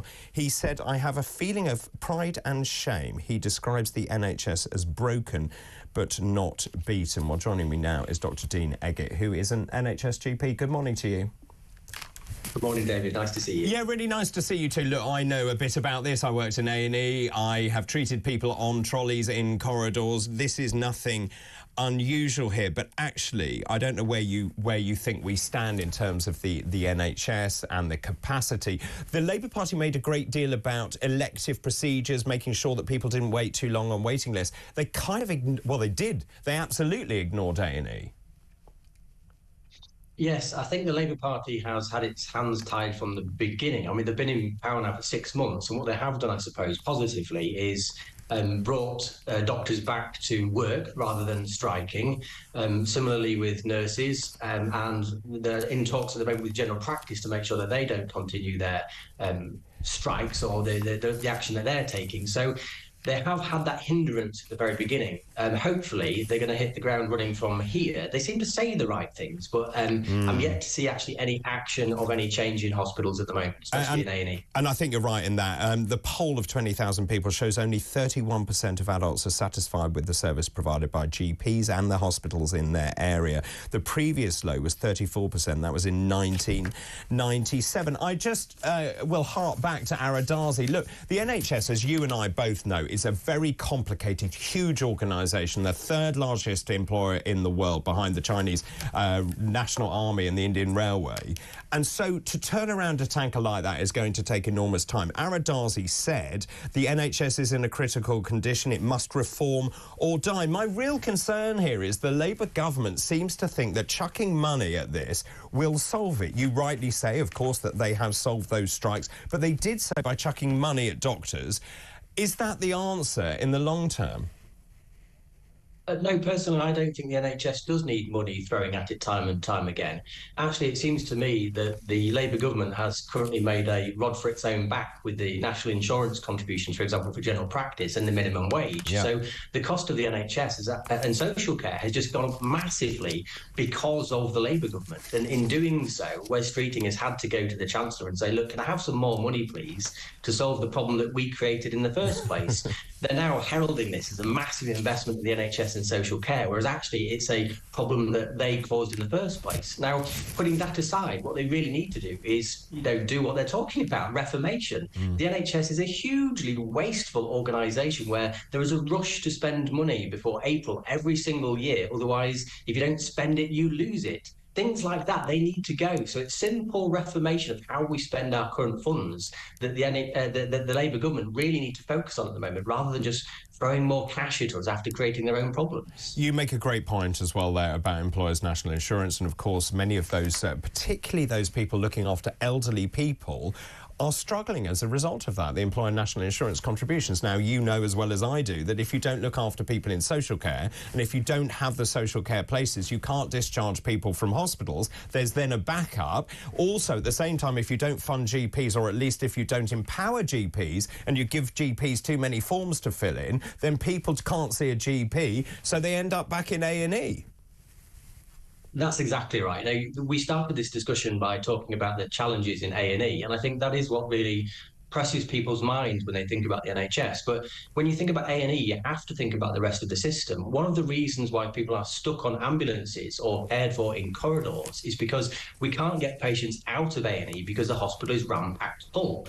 So why is the hospital ram-packed full? Well, either we haven't built enough hospitals, which we can't afford because a hospital requires more staff and the cost is huge, or quite simply, we can't get people back into the community because there isn't enough social care, there isn't enough GP care, and quite frankly, there isn't enough preventative care to stop people getting ill in the first place. So A&E is always going to be a problem. Ambulances are always going to be a problem because we don't have anywhere to send patients back to the community. We really need to focus on the community if we're to solve hospital problems. What do you think the answer is here? Because it seems to me that the universality of the NHS, which was free, care which was free at the point of need, was fine when it was set up in 1948. But obviously what we can do as medics has changed, so just in terms of the cost of all of those. But there's also a responsibility from the patients, because you can't eat and drink yourself to a state where you are then reliant on the NHS. If money isn't the issue here, which I agree with you, I don't think it is, we spend 176 billion, another 20 billion chucked at it, that's 200 billion. If you just throw money at the problem becomes a very expensive problem. Yes, that's exactly right. So the NHS was invented on the premise, really, of if we get people healthy and well, they can get back to work and we can grow the economy, and then we won't really need the NHS anymore. Well, obviously that hasn't worked, but it really shows the mindset of, well, we need to get people well and fix them when they're ill. Well, actually, if we go back a little bit and think about, rather than fixing people when they're ill, why don't we just stop them getting ill? So we really need to take our mindset away from investing in care in hospitals when people are ill and keeping society healthy. Now, we've heard about the topic of prevention time and time again, but actually, what does that mean? That actually means people thinking about the way that they work, the jobs that they do. It's bringing employers on board with that. It's thinking about, do we need a McDonald's every 1 mile that you drive? Do we need alcohol so easily available? Do we need smoking so easily available? Do we need public transport in such a way that people are more encouraged to be able to walk? But that means the redesign, the restructure of society itself, rather than forcing people to work 24/7 and making themselves ill. So this prevention really is about how do we operate as a society? And that means not only councils being involved in the discussion, but local populations being involved in the discussion. What do you want life to look like so that it's healthier? Can I just ask you, as a GP, you're on the front line here. Wes Streeting has also said, look, you need to be able to see the same GP the same time, which I agree with. It's brilliant if you can, because you understand the past medical history of that patient and also the family history and all that. I mean, I just don't see how you're going to do that. I'm not sure he has got a plan. From your perspective as an NHS GP, what is your biggest frustration? Is it the bureaucracy, the form filling, the lack of diagnostics? Is it that you have to refer too often? What is it? The issue that I have as working in the NHS is simply the ratio of patients to number of clinicians. So I too love the idea of continuity. I want to see the patients who want to see me, and I want to see them regularly and keep them healthy and do my best job. But I have just over 5,000 patients on my books. There is no way that I can get to everybody who wants to see me and everybody who I want to see. So really what I need is time to be able to see the sick people who need me, and for those people who don't need me to go elsewhere. That means then freeing me up with bureaucracy, stopping me doing the things that I don't need to do, and quite frankly, having more of people like me. So we have lots of doctors unemployed at the moment, but we really don't have enough doctors generally. So we need to get those doctors who are unemployed employed, and we need more doctors on top of that if we're even to begin the conversation about continuity. Continuity is just impossible at the moment, and I don't see it happening for at least 5 to 10 years in reality. And do you think Wes Streeting actually understands this? Because it seems to me they're platitudes to say you need to see the same doctor the whole time when, as you rightly say, it's actually impossible because you don't have the time to do that. Giving Wes the benefit of the doubt, you know, he says the right things. He does make sense. The stuff that he says is right. The continuity is brilliant. We do need to move to prevention. Practical? He's saying all of these. Yeah, but that's the thing, you see. The typical politician is coming out of, I'm going to say the things that voters want to hear, even though I know it's not possible. So I think he knows a lot of this isn't possible, but he's saying it because it's what voters want to hear. It's the right thing to say. So he's almost setting himself up for because he's going to say it now, but in a year's time, 2 years' time, 3 years' time, when it's not delivered, people are going to judge him on that, and that's going to really come back and bite him on the bum. Dean, really good to talk to you. Happy Christmas to you. Dr. Dean Eggett there, NHS GP, talking about the NHS, the $200 billion we spend on the NHS every single year, and whether we can actually reform it. And that's the whole point about this. It was set up at a very different time, and of course it's being asked to do all sorts of things it was never set up to do. Keep all your messages coming in, please. Also about Farage. Should he work with Mandelson to save the special relationship? That number 0344 499 1000. Now, after the break, obviously it's a very busy time as Christmas Eve. We're almost there, and the roads, I think, are pretty chaotic. I think there's some travel nonsense going on. It's quite a surprise. I'm going to be talking to Simon Calder, travel correspondent at The Independent, who I wished Happy Christmas to only yesterday. All that still to come after this break. Don't go anywhere.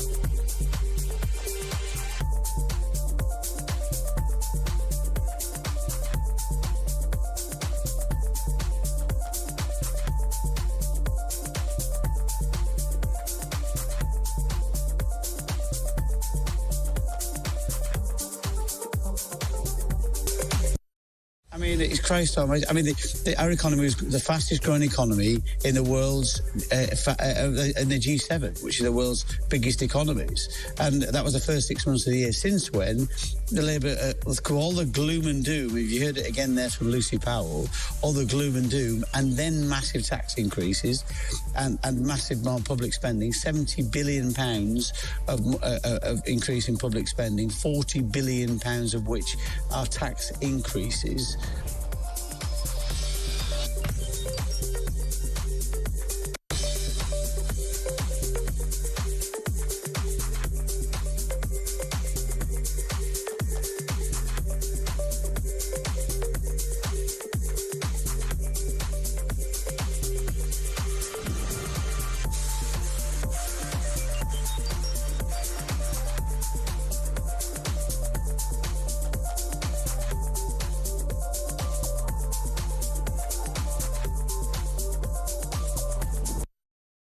Across the UK, on DAB+, on YouTube, on your mobile, and on your side.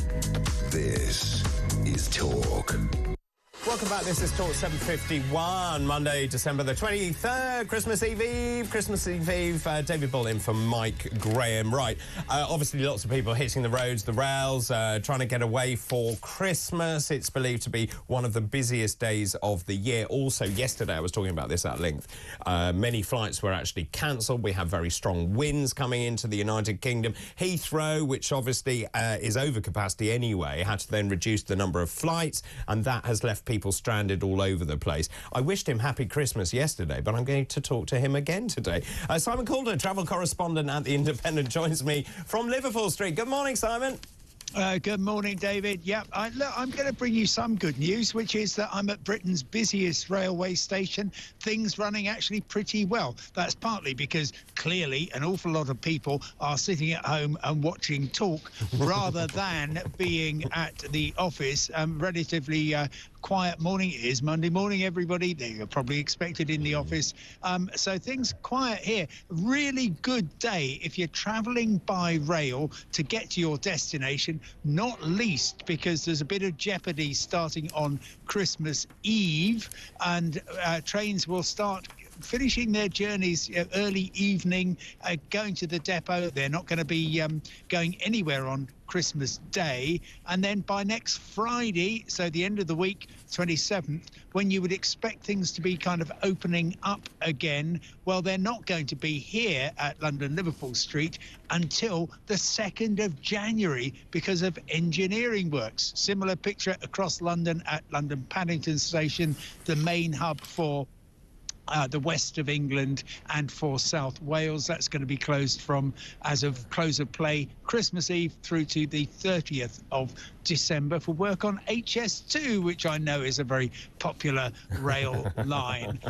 Some trains actually running from London Euston around to Devon and Cornwall, and also to Cardiff and Swansea, but it's going to extend your journey times. So, Simon, just in terms of that, and Liverpool Street, for example, being closed for so long, what is the advice? Don't travel, or there will be rail replacement services? Right, OK. Well, honestly, London Liverpool Street, busiest in Britain, it pretty much always closes whenever there's a public holiday. There is disruption. There will be trains running in and out of, for instance, Stratford in East London, from which you can get the Underground, which is pretty good. There's also a link from Tottenham Hale in North London to Stansted Airport.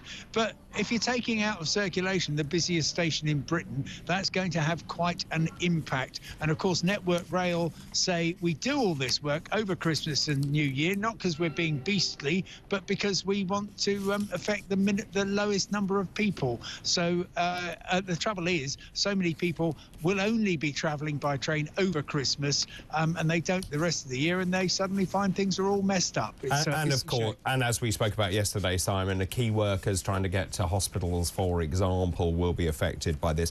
Now, yesterday we also spoke about the high winds. You were talking about Heathrow and the fact we have very limited capacity there, and of course the frequency of flights taking off and landing, and that was reduced significantly yesterday. Where are we with that? Well, things getting back to normal at London Heathrow. We saw, over 100 cancellations, 15,000 people having their travel plans torn up, and they will be today trying to get where they need to be. But then just after 4 o'clock yesterday afternoon at Belfast City Airport in Northern Ireland, we saw an Emerald Airlines plane coming in, no passengers on board, just pilots and cabin crew, coming in on a so-called positioning flight from Edinburgh. That touched down with what they called a hard landing. The nose wheel collapsed. It blocked the runway. And as a result of that, we then saw immediately diversions starting up to Belfast International, to Dublin, and the runway was closed for the rest of the day. Dozens of flights cancelled. And this morning, even though the runway is open, the first flight came in from Manchester at about 7:15. The airport says the runway is operating normally. Well, it is, but flights certainly aren't. Loads of delays and cancellations. And for people in Northern Ireland, that's particularly harsh because we saw, because of the high winds, most ferries between Northern Ireland and Scotland cancelled yesterday. And as a result of that, there's going to be loads of people stuck the wrong side of the Irish Sea. So miserable situation for them. And I just hope that things can kind of pick up and everybody gets where they need to be. Well, I agree, Simon. Also, finally, if we can, the roads. Yeah. OK, if you are sitting in the car, listening, you're driving along happily, and you're going to get to your destination by 11s, then you can feel very smug because you will miss most of the traffic. It's very, very light in terms of commuter traffic at the moment. Things will get busier around about 11 o'clock through till about 6 o'clock. Lots of people out and about and beginning those Christmas journeys. If you can't make it by 11s, then wait till this evening and you'll have a nice clear run. Tomorrow is going to be very busy, particularly again during the middle of the day. Excellent. That's when I'm travelling, Simon, right in the middle of the day. Well, you can catch a train as long as you're there by tea time. I can't. I've got too much stuff to take back. Simon, I wish you a very happy Christmas. Also, happy birthday once again. I know it's almost birthday time. That's very nice of you, yes. And my goodness me, because I think, you're 27, aren't you? And That's I'm a few right. years older than you. Yeah, that's right. Fantastic. Yeah, fantastic. Good. Simon, I wish you a very happy Christmas, happy birthday as well. Simon Calder there, travel correspondent at The Independent. Let's take a quick call. Chris is in Cambridgeshire. Good morning. Hello there. Hi. You were talking about Keir Starmer and America, etc. Yes. I honestly think that Nigel should stay as clear of it as he possibly can. Why?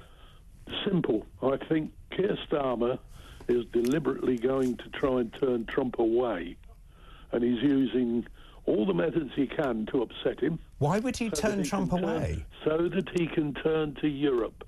Ah. Right? And at the same time, if Nigel is associated with Trump at the time, he kills two birds with one stone, doesn't he?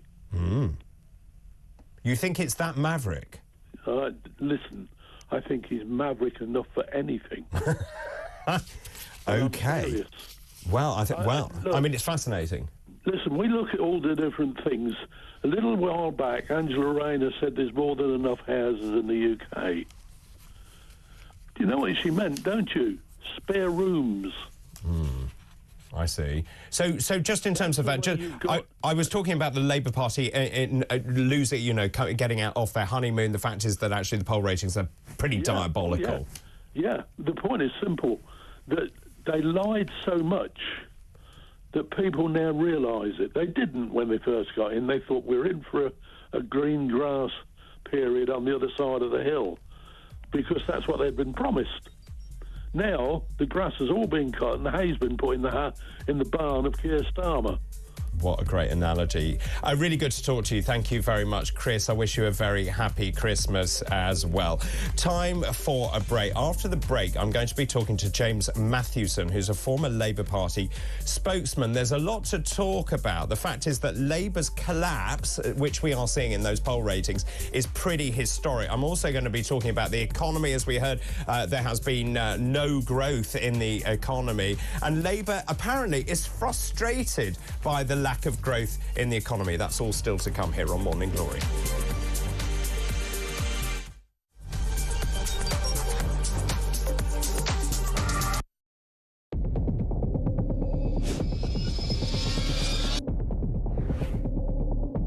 I spoke with His Majesty the King to request the dissolution of Parliament, and we will have a general election on the 4th of July.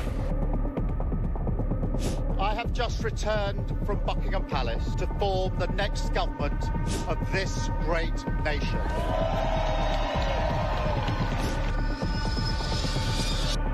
Take a look at what happened.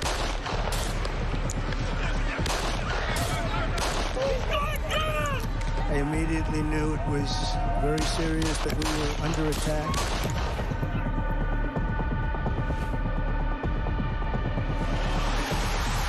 The time has come, and this surely is England's time. Williams, who scores, and Spain lead. Shot from distance is in. It is Cole Palmer. Low ball in, or far ball, slides it in. An absolute killer of a goal.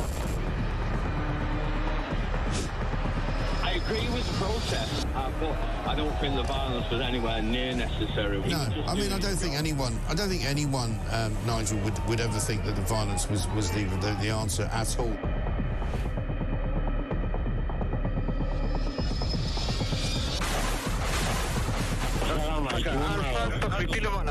אזרחי ישראל, אנחנו במלחמה.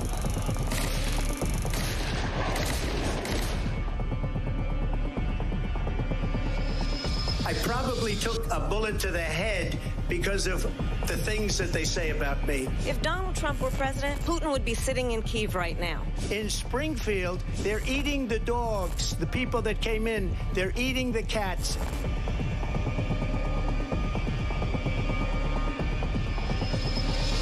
Liberal left couldn't understand that this man could be anything other than the great newsreader, a man of integrity. Is it possible in any way, shape or form that Keir Starmer didn't know about these facts about the suspect in Southport? I find it extraordinary that he wouldn't know. It seems that the public has not been told the truth. No, there's nothing like an American election, I have to say. North Dakota has gone red, South Dakota's red, Texas is red. Many people have told me that God spared my life for a reason.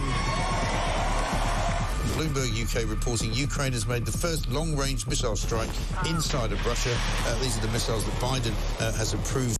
Across the UK, on DAB+, on YouTube, on your mobile, and on your side. This is Talk.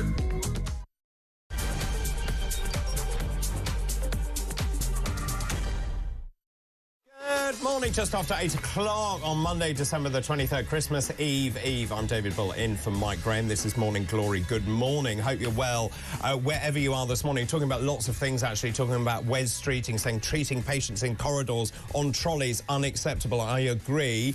Lawrence in Edinburgh says Wes Streeting needs to take a look at how our armed forces hospitals are run and get some tips on discipline.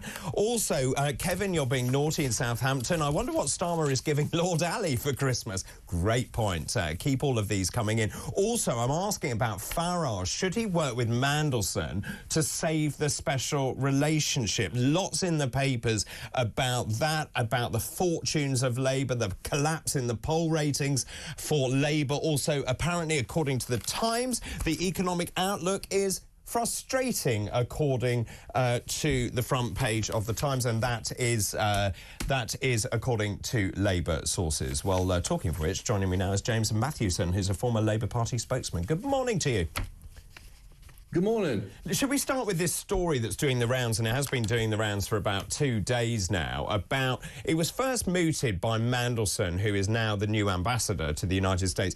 He sort of said, look, I'm going to reach out around the confines of the Labour Party. Nigel Farage is in this unique position. Nigel Farage over the weekend had said, look, I'm willing to work in the national interest, to work with the Labour Party to build bridges, not least because the Labour Party has a terrible track record at not being very nice to Donald Trump. So Farage sort of, I suppose, held out his hand. Mandelson now says, well, actually, Farage is a very good fit. People like David Blunkett really unhappy about this. Is it a good idea for Farage and Mandelson to work together to salvage the special relationship? Neither of them has any intention of working with each other, I would say. They will. And the reason being is because they're both playing political games here. Are they? Nigel Farage saying, you know, as he's right to in his position, you know, oh, I'll help you come together with Donald Trump. I'll help you work with the person who you hate. I'll help you do this because I'm in this position, you know, of confidence with him. You know, just put himself forward as that person. It's in every one of his interests to do so. Of course, the natural instinct for anybody in the Labour Party, myself included, would be to say, yeah, no thanks, Nigel, we're all right without you, mate. But hang on a minute, Labour is doing pretty catastrophically. Maybe you need all the help you can get. Well, yeah, but that's exactly my point, is that, you know, you feel that natural instinct is to say, yeah, Nigel, we don't like you and we don't like Trump, well, we're better off. Peter Mandelson's an expert. He's he is the dark prince of the dark arts. You know, this is his area of expertise. And he knows the trap that Nigel Farage is setting in offering that and turning it down. So can I just ask you, is there something you don't like about Nigel Farage? Is there a reason you don't want him associated with the Labour Party brand? It's not about association with the Labour Party brand. It's that Nigel Farage is the antithesis of Labour Party politics. Why? In what sense? Well, because Nigel Farage is a far-right politician. He's not far-right. I would say he's right of centre. No, I don't believe so. I believe Nigel Farage is far-right in his politics. And that just shows you how far... Tell me, why is he far-right? Nigel Farage's politics and what he represents... like what? Is to the right of the Tories and always has been. So like what, exactly? Which is why he's flirted around Conservative politics for years. No, just answer that question. So why is he far-right? What are the policies that make him far-right? Many of his stuff, you know, I mean, a lot of the stuff we've seen in recent years, the anti-woke kind of stuff. Is that far right? He's attached himself to. I would say so. It certainly is in America. Isn't it common sense? That he's associated with. Well, I mean, that's because that's your politics as well, David, so you're going to say common sense. Common sense is only common sense if you agree with it. OK, so what else is far right, then? If anti-woke is far right, what else? I mean, majority of his positions on immigration and you know how the world works with regards to movement of people, that tends to be to the right of centre. Of course, it is. You know, immigration and the movement of people, the free flowing of people. Well, but hang on a minute. Nigel Farage actually believes in immigration, just controlled immigration to ensure that we support our workforce in this country, not open doors. Yeah, but it's the language used, isn't it? It's the rhetoric used, and we know this for years. Nigel's a very clever and very efficient politician, but the stuff that he talks about is about conservative values, is old-fashioned conservatism. You know, it's exactly the kind of stuff that the right of the Conservative Party likes. This is undisputed that Nigel Farage comes from that side of conservative politics. So, of course, the Labour Party naturally doesn't feel like it, you know, wants to agree with them. But Peter Mandelson knows better than that, and he knows that it's a trap if they refuse him. So, of course, he's calling his bluff. He'll say he's happy to work with them, and he'd be stupid to I think, turn down Nigel Farage. But I don't think they'll be, you know, close bedfellows in any sense of the word. Shall we look at Labour? Because I think it's fair to say that actually the polling collapse has been fairly historic. When you look at this, the Labour Party is now averaging 26.6%. They were at 44%. So in, 5 months, they've managed to go down enormously. The last time they were at this kind of level was when Corbyn was around. I mean, it's disastrous. It's almost worse statistically than the Corbyn situation, actually. It's getting closer towards the Lib Dems after coalition, which is fascinating when you think about it, because, you know, that was a party that took, years and years and years to recover from that. And the reason that that happened was because the Lib Dems betrayed their electorate and they lied to them about, you know, what they were willing to accept and weren't willing to accept in coalition. You would think the Labour Party would not be anywhere near that situation because, yes, it's had challenges and, yes, it's had to do things that even I disagree with and I would hold them to account on. But, you know, it's not the same level. But I do think across the board, we've seen polling collapse for most political parties, and the fact that the Labour Party... Well, I'm not sure that's true. I mean, that isn't true. We've seen collapse in the Conservative vote because they're not Conservative. We've seen collapse in the Labour vote. Actually, the Lib Dems aren't doing very well. What they're very good at is targeted electioneering. We know that in terms of the numbers of votes they got and then the seats they won. But, and I'm saying this objectively, not as someone who has been and is associated with a political party, but Reform is growing and is at 100,000 members. Now, this is the youngest political party in the world. Yeah, the thing is with Reform, a bit like the Lib Dems, as you say, they've got that expertise in targeting. There's a ceiling with that. There's a limit. There's an upper limit. There are certain people who will vote for Reform, and there are certain people who will never. What, like Labour voters? Labour voters are voting for Reform? I don't think you'll bring people from the centre of British politics to vote for Reform. I would be fascinated if Reform can target centrist voters and people who move between the Tories and Labour in that kind of general middle ground of British politics that we tend to see, and they're the ones who ultimately shift election and election results. You'll see that targeted seat approach, as have you seen at the last election, which works for Reform, but you'll never, I believe... I would actually argue that Reform didn't target, and that is what went wrong, just in terms of the numbers of votes and coming second in many of those seats. Let's just go back to Labour, if I can. It has gone horribly wrong, and I was asking this morning, is that naivety? Is it ignorance? Is it believing that actually things are going to be easier? Now, Yvette Cooper has been out and about giving festive cheer and mince pies to her constituents. She was then attacked by a very angry voter who branded her a two-faced something for handing out mince pies whilst pensioners are freezing to death. Let's just pause and watch what happened. I'm just shocked seeing you and Natalie. And give mince pies out to people. For what reason? We do it every Christmas. Well, would you like one? No. All right. No, I hope you're not going to win next time. I hope you're out next time. I really do. Everybody's got different views, haven't they? But it is Christmas time. It is Christmas. It is. You've betrayed everything that everybody voted for you for, in everything. Well, smashing gangs, loads of rubbish, you know it, and you're going to house a load of them round here. We know you are. We know your plans. Well, actually, do you know we're already... Yeah, we are already cutting the asylum hotels. What about when you got that photo done and all that with Waspy women? Yeah, we are already... You changed your mind with that. We are already cutting the asylum hotels. You know, you've got more. No, we've actually been cutting them. You've got more. Cut Rwanda, you cut everything. This is a joke. And now you're going to try and stop people on donating. Everything's like changing. That is so two-faced. Getting a mince pie out. Yeah. It's a nice tradition. No. Give them a blanket because they're freezing to death. Ooh, James, your thoughts? I mean, it's never a good look, and it's an uncomfortable situation for Yvette Cooper to be in, of course. But it's nothing new. I don't think there's ever been a Home Secretary in history who hasn't, faced criticism when they've been out and about. But hang on a minute. You're starting to see tribally Labour voters turning against the Labour government because they believe what they've done is pretty barbaric. Yeah, I mean, understandably, I disagree on the policy of the winter fuel allowance cut. But these are things they have to stand by and have to defend if they, even if it's wrong. That's what they've taken. But even if it's wrong. Yvette Cooper doesn't believe it's wrong because she's voted for it and she's supported it and she's still in government.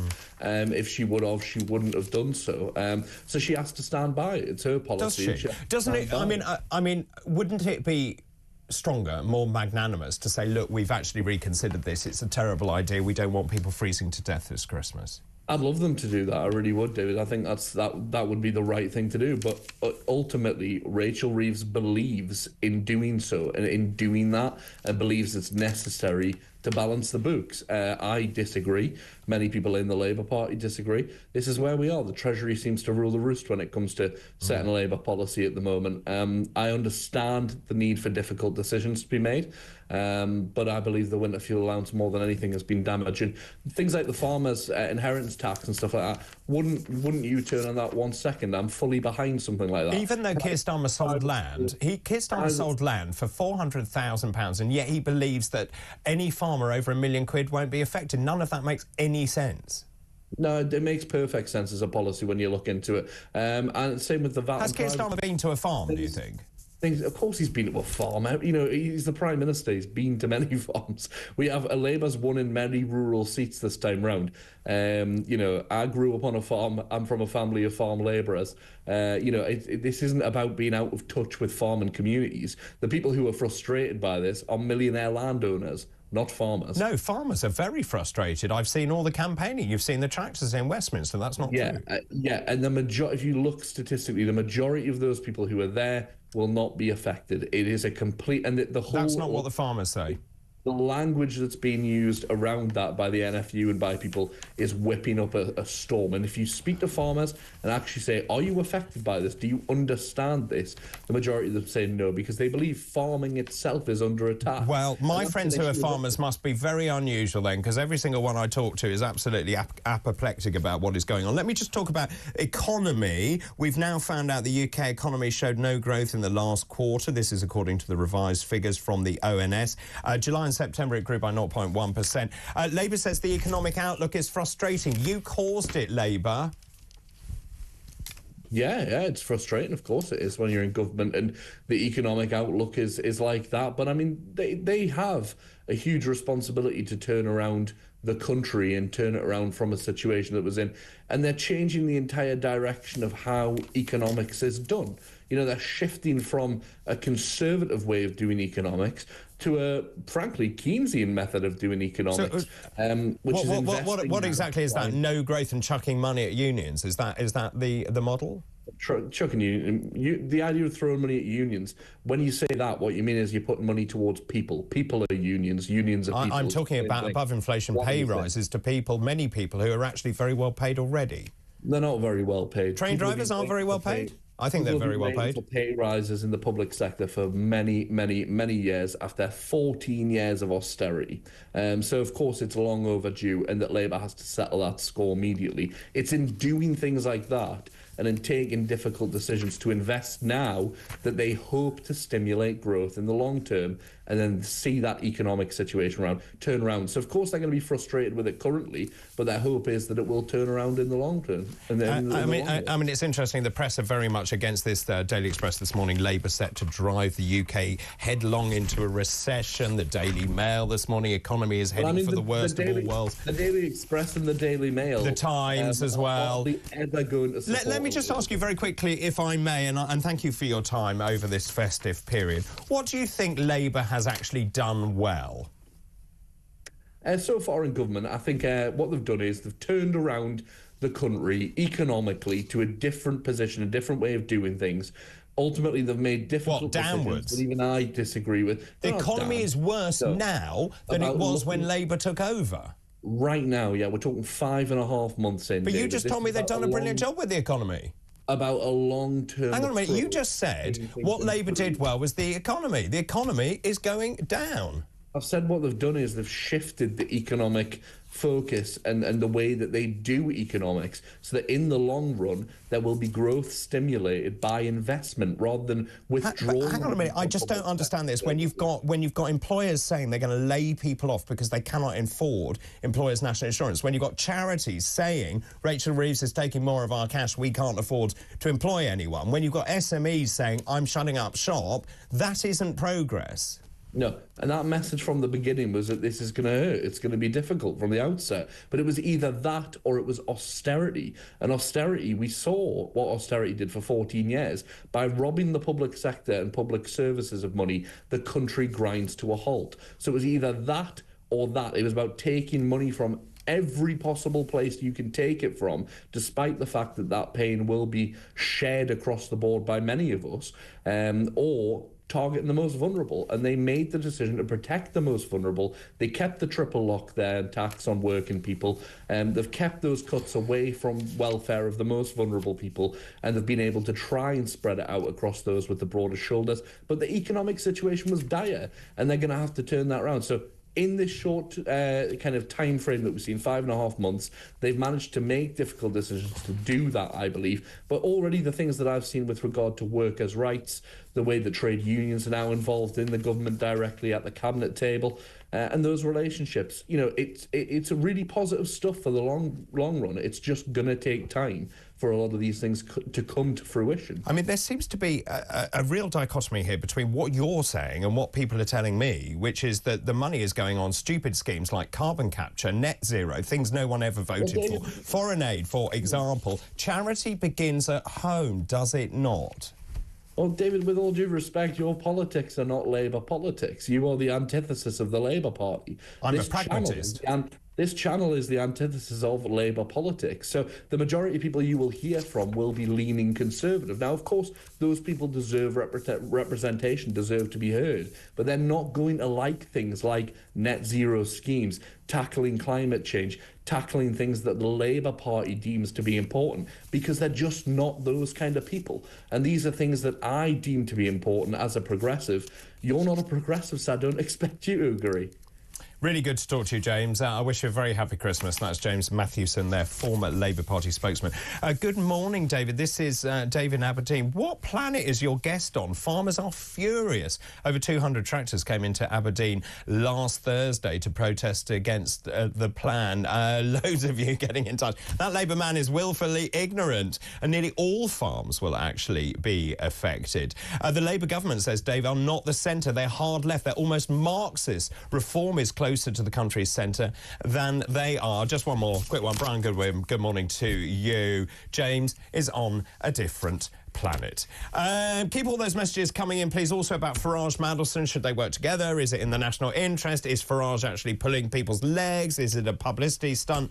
Let me know your thoughts on all of that, please. After the break, I'm going to be talking about the terror situation. Police issuing a UK terror warning as fears grow over a copycat strike after, as we know, that car ploughed into the German Christmas market. I'll be talking to Norman Brennan, who is a former police officer, after this break. This is Morning Glory. Good morning.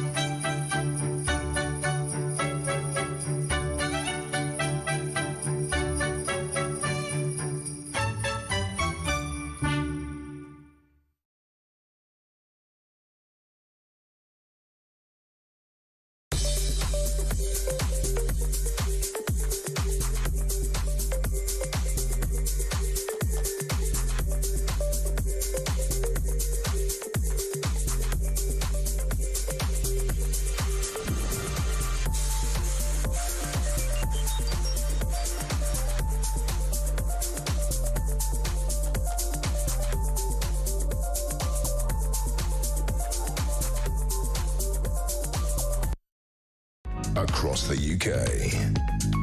On DAB+, on YouTube, on your mobile, and on your side.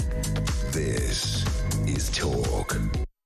Welcome back. Morning Glory, 8:24, Monday, December the 23rd, Christmas Eve. Good morning. Hope you're feeling well this morning. Lots of you getting in touch.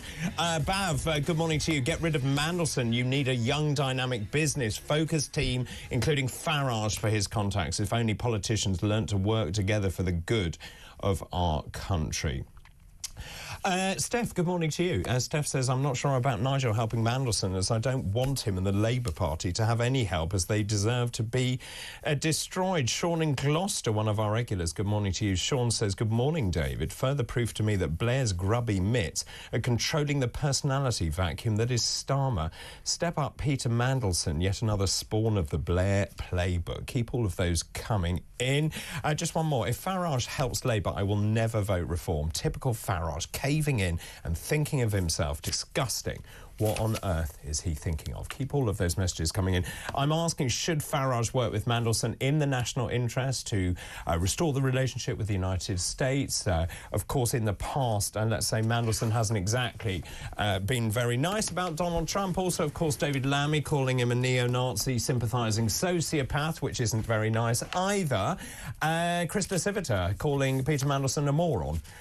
So obviously there is a relationship that needs salvaging there. Should Farage be involved? Let me know your thoughts on all of that, please. Let's turn our attention now to something much closer to home, which is, of course, what many of us are seeing. 670 shoplifting offences go unsolved a day, and shop staff are saying they're facing a Christmas crime wave. Shop staff apparently are seeing this number of shoplifting offences a day. 670 went unsolved in a day in the past year. This is analysis from the House of Commons Library. There were 245,500 shoplifting offence cases closed without a suspect being identified. That equates to the 672. That is a 38% rise from the 178,432 offences that went unsolved in the same period 5 years ago. Those offences were closed due to no suspect being identified, and this is data that has come from the Liberal Democrats. Joining me now is Norman Brennan, who's a former police officer. Good morning, Norman. Yeah, good morning, David. Yeah, really good to talk to you. Always good to talk to you. What's going on here? I mean, I've seen it with my own eyes. The fact is that people brazenly walk into a store, pick up steak and booze and leg it. I have myself. I've detained 31 shoplifters, some violent ones, over the past 10 years, and I'm no longer a serving police officer. I mean, the figures you've just given, David, they're probably the tip of the iceberg, because thefts go undetected or unknown to the retail industry. They obviously look at their bottom figures, and then they look at the CCTV. And when you're talking about the undetected, it's because they haven't been able to hold the suspects and the police have not turned up, or it could be a combination of both. These really are staggering figures. And on top of that, 1,300 retail staff are assaulted or abused or insulted every single day of the week. An epidemic, and nobody knows what to do about it. Well, I do, and those in the know do, but we've got no police officers. We haven't got the courts to back up the police and the retail. So I'm afraid, as you rightly say, it's a free-for-all. And people don't just go in and nick in a Mars bar nowadays. They go in with these great big life bags and wipe out steaks and high-value items. I mean, we'll come back on to how you solve it, but whose fault is this? Is it the fault of the supermarket? I just can't find any staff anywhere in a supermarket. You, the consumer, are there to do your own self-checkout. Many of us have made mistakes along the way. Is it the fault of the retailer? When you actually think about it, how can you blame a retail unit when all they're doing there is they're opening their doors and giving a service to the public? Yeah. Who I blame all the time are those that enter these stores with the main intent of stealing property, which then has a knock-on effect because it then means the retailers have to put up their prices, which affects you and me. And it's you and me that actually have to pay for all these prices. And you're right, I've seen people walk into stores and put stuff in their bags. Fortunately, I do something about it, but most people don't. The last one was in Waitrose in Twickenham. The week before I'd gone in there, I just went in there on a Sunday afternoon to buy a Sunday roast before I watched the football round at my local pub. Norman, that guy here last week bottled one of our security guards. He walked in and brazenly went up, started stealing sunglasses and other items. I then went to arrest him when he left the store, and he punched me in the face. So here you've got a prolific shoplifter that's bottled a security guard. He then punches a retired police officer that's doing his public duty in the face, give me a shiner. He got a 4-week suspended sentence, and he is prolific. He bottled a security guard. I mean, how much more serious can you get of an assault on somebody that's trying to do their job to protect the stuff that's at the shop from having items stolen? You started off by saying you know what to do about this. Now, the government will say, well, we've got 13,000 new police officers. Well, that's not true, actually, because only 3,000 are full-time. The others are specials and PCSOs. I get the sense that, actually, we need a much more visible police presence on the streets. It's not going to happen. You haven't got the officers. They can barely cope as it is.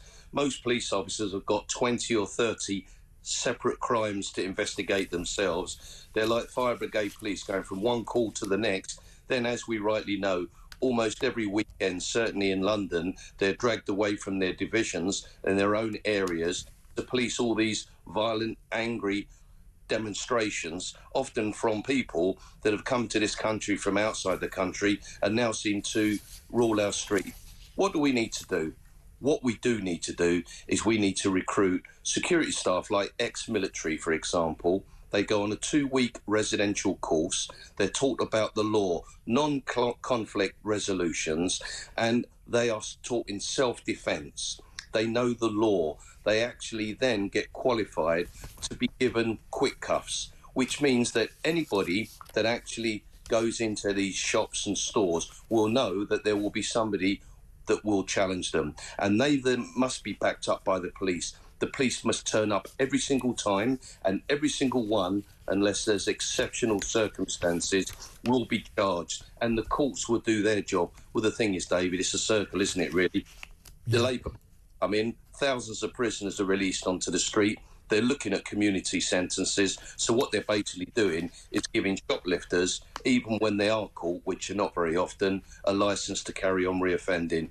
It's a mess. It's an epidemic, just like knife crime. And all we ever seem to do, David, is discuss it in the media, and then it goes away until the next dreadful set of figures come in. The circle is not being broken, and we need 20,000 more police officers. We need 18,000 police officers just to keep up with the increase in population since 2009. Where are they? Brilliant point, Norman. Really good to talk to you. I wish you a very happy Christmas as well. That's Norman Brennan, former police officer there, talking about the epidemic of shoplifting that is going on Britain's streets. We'll take a break. After the break, I'm going to be talking to William Yarwood. I touched on this story yesterday about net zero. Now, as far as I remember, no one actually voted for net zero. Well, there's a grocery tax that has been pushed through. Even under Michael Gove, they pushed back and said, hang on a minute, this is going to be really unpalatable to the British public. Well, now Labour has pushed ahead with this and added a grocery tax, and that's going to push up your shopping bill by, wait for this, £1.4 billion. William Yarwood, Media Campaigns Manager at the Taxpayers Alliance, will be joining me after this break.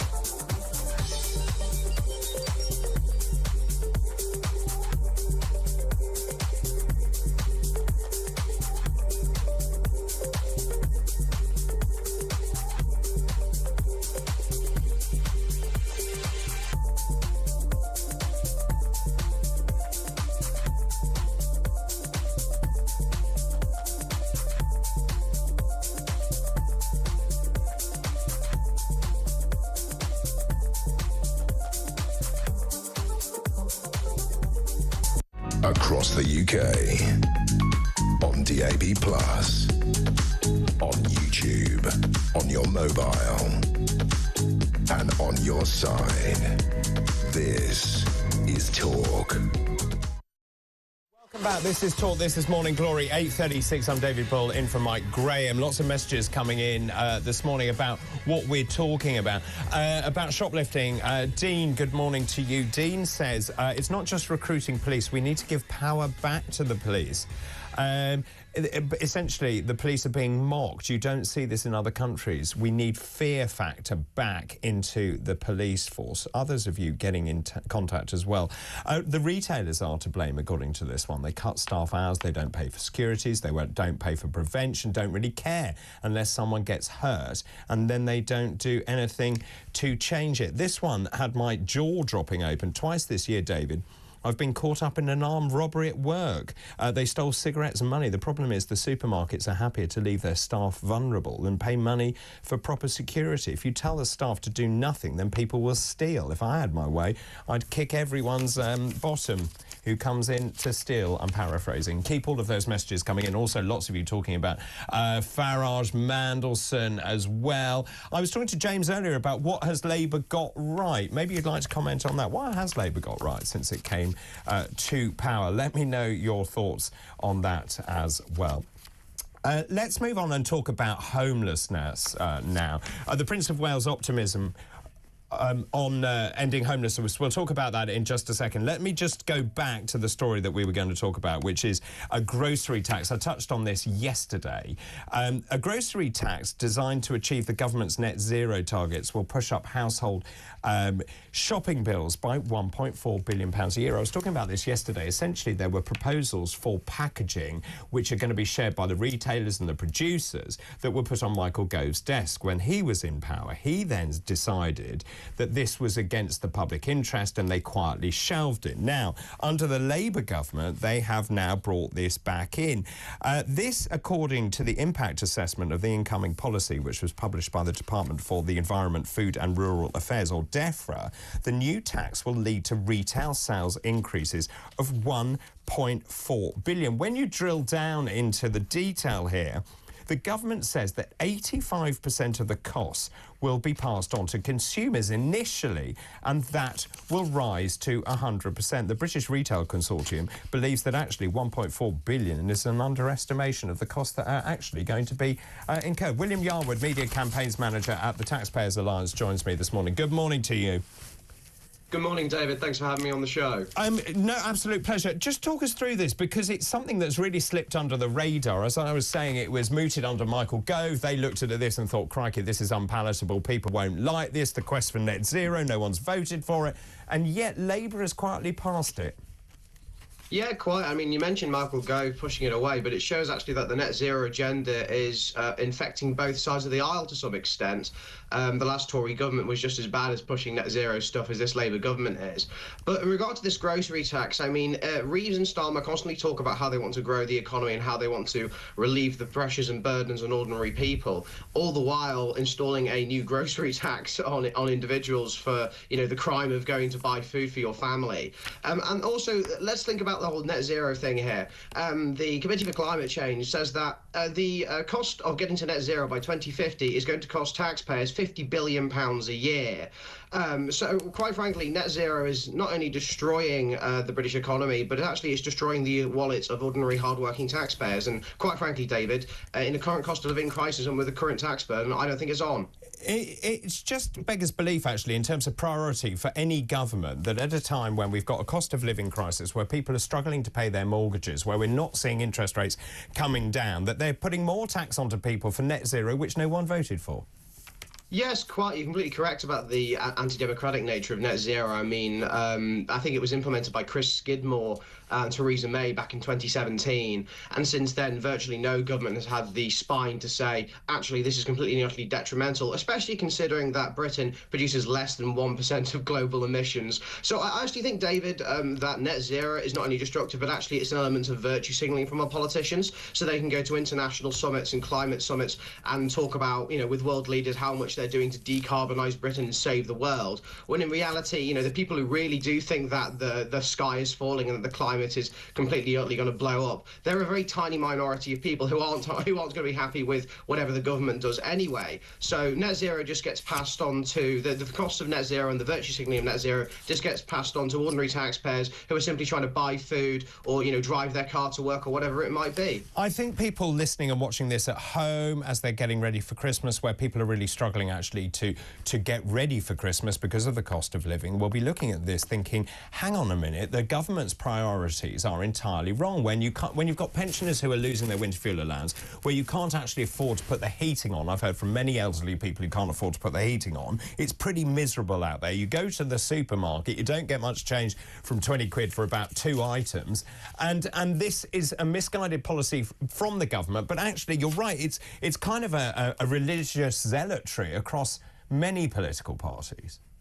Yeah, quite. As I said earlier, I mean, the fact that Gove proposed this, and although they pushed it back, it's the fact that they proposed it in the first place, which tells you something, doesn't it, David? And now Labour's going through with it. I mean, you're completely correct about the Christmas point. And actually, if I could just say, I think it's pretty disgusting, actually, that they announced this just before Christmas this year, as if to say, you know, I know Christmas has been hard to afford this year, but wait until next year. And also, if you want to talk about the cost of living crisis, let's talk about the hike in employers' national insurance, where the costs of supermarkets, small businesses, they're going to have to, you know, pay more in that case, and yet all of that kind of stuff is going to be passed on to the consumer. So if you add the grocery tax on, the employers' national insurance, the damage that the family farm tax is going to have on food security and food in Britain, I mean, Labour is just making things utterly worse for Brits, and quite frankly, on a lot of these policies, they just need to roll back on them before it's too late. William, really good to talk to you. William Yarwood, happy Christmas to you as well, Media Campaigns Manager at the Taxpayers Alliance. Let's take a voice note now. This is Glenn. I'm asking about Nigel Farage. Should he team up with Peter Mandelson for the greater good? Good morning. Hi, David. Glenn from Suffolk here. If Nigel Farage is far right, then so am I, so is my wife, so is most of my friends and most of the people I know. James Matheson, I mean, that's such a weak trope, isn't it? Far right. You know, most of the people I know honestly believe in what Nigel Farage believes, especially when it comes to immigration. Have a great Christmas. Take care. Many thanks, and to you. Have a great Christmas. I think that's right. It's a lazy trope. It's trotted out by numerous publications. Far right. We're seeing it the whole time in press, in print media, in broadcast media as well. Keep all of those messages coming in. Should Farage work with Mandelson for the greater good? What are your thoughts? 0344 499 1000. Those calls charged at the national rate. You can also message us on X as well at talkTV. Of course, you can text us as well. Text the word talk and your message to 87222. Then after the break, we will talk about homelessness. Prince William is optimistic that we can end homelessness, which is a real travesty, actually. Anyone forced onto the streets through desperation is a real travesty. 4 in 10 people, though, do not share William's optimism about ending homelessness. I'm going to be talking to Matthew Torbett, who's a former Labour advisor. He himself was previously homeless. It'll be fascinating to see what he has to say. That's coming up after this break. This is Morning Glory. Good morning.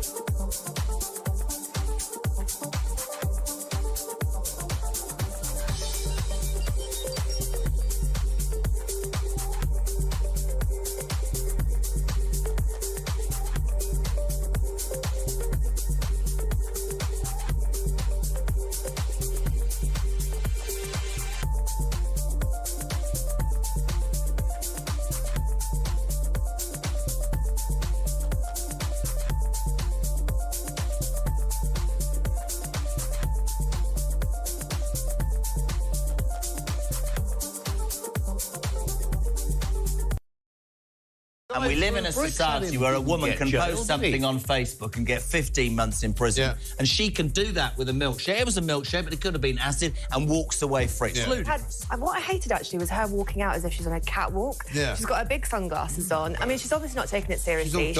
She's all dolled up. And I just think for her to walk into court like that was just... I was just taking the mick, wasn't it? And then her to come out, and she smirked. She didn't care. She knows she got away with it. And all followers. And also, and the judge even made a point of saying that she had shown no remorse whatsoever. Yeah.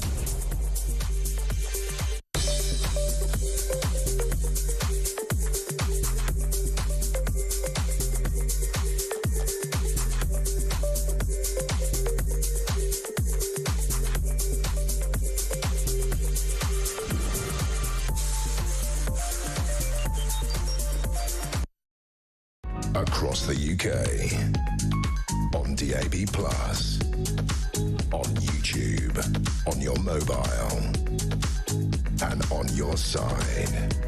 This is Talk. Morning, welcome back. 8:47, Monday, December the 23rd, Christmas Eve. I'm David Bull, in for Mike Graham. Thanks for your company this morning. Let's talk about homelessness now. I think it's a really important issue. Obviously, the Prince William, it's one of his very important causes. He is really optimistic that we can end homelessness. This is his great belief. Unfortunately, the public don't follow suit. They don't believe that it's actually possible. Now, William has actually said that no single organisation can help to end homelessness. Charities working together with others can help demonstrate it is not an inevitable part of life. Now, homelessness is a very complicated issue. It's very multifactorial, and the reason that people end up on the streets is really complicated. Plus, once you are on the streets, then trying to break that cycle, that vicious cycle, is so difficult. Also, huge medical problems associated with that, not least drink and drugs and all the rest of it, but actually also just looking after your health generally. Well, I'm delighted to say that Matthew Talbot, who's a former Labour advisor who was himself previously homeless, joins me this morning. Good morning. Good morning, how are you? Yeah, I'm all right, thank you very much indeed. I see a great deal of homelessness. We're seeing more and more of it, lots of people sleeping rough on the streets, and in a civilised society, I would hope that is something you would not see anymore. Yeah, you would all hope so, and I think I agree with Prince William. It can be done if the political will is there.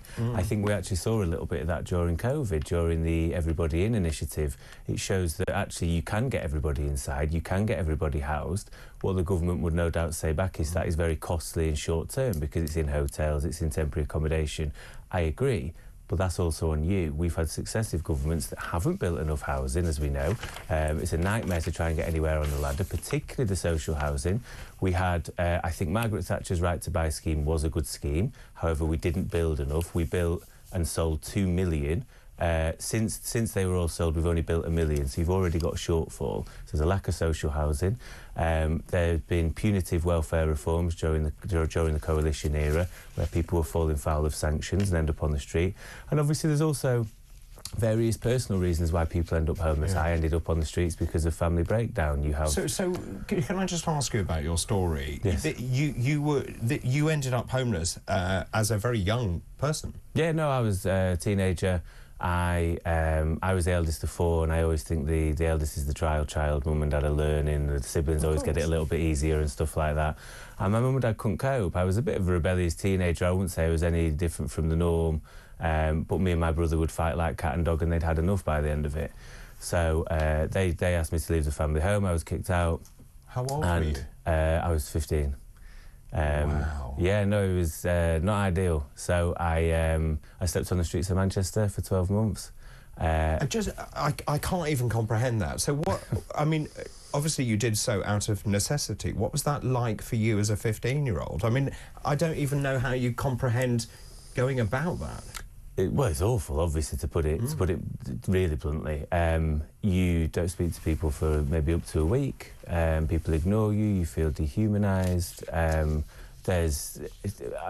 don't like talking about it necessarily, but there is a very common experience of either being beaten up or urinated on. Yeah. You fall cold, you fall ill, you're in pain all the time, your joints are aching, and you don't sleep. And how did you survive? About food, water, for example? Well, the people of Manchester are very generous. There's an element of ignorance as well, where I'm writing a book about it at the moment, and there was an instance I always remember where a gentleman at 4 in the morning, I was bedding down for the night and thinking it was starting to get a little bit quiet towards the northern quarter, and he offered me half a kebab, which in one way is very sweet because he's gone, oh, do you know what, I don't want any more of this, I'm going to give it this fella here who's this kid really that's on the streets. But obviously the dehumanisation of the point of, well, I don't want half a kebab at 4 in the morning. That you've half eaten. But he was so incensed that I'd be so ungrateful for not taking that.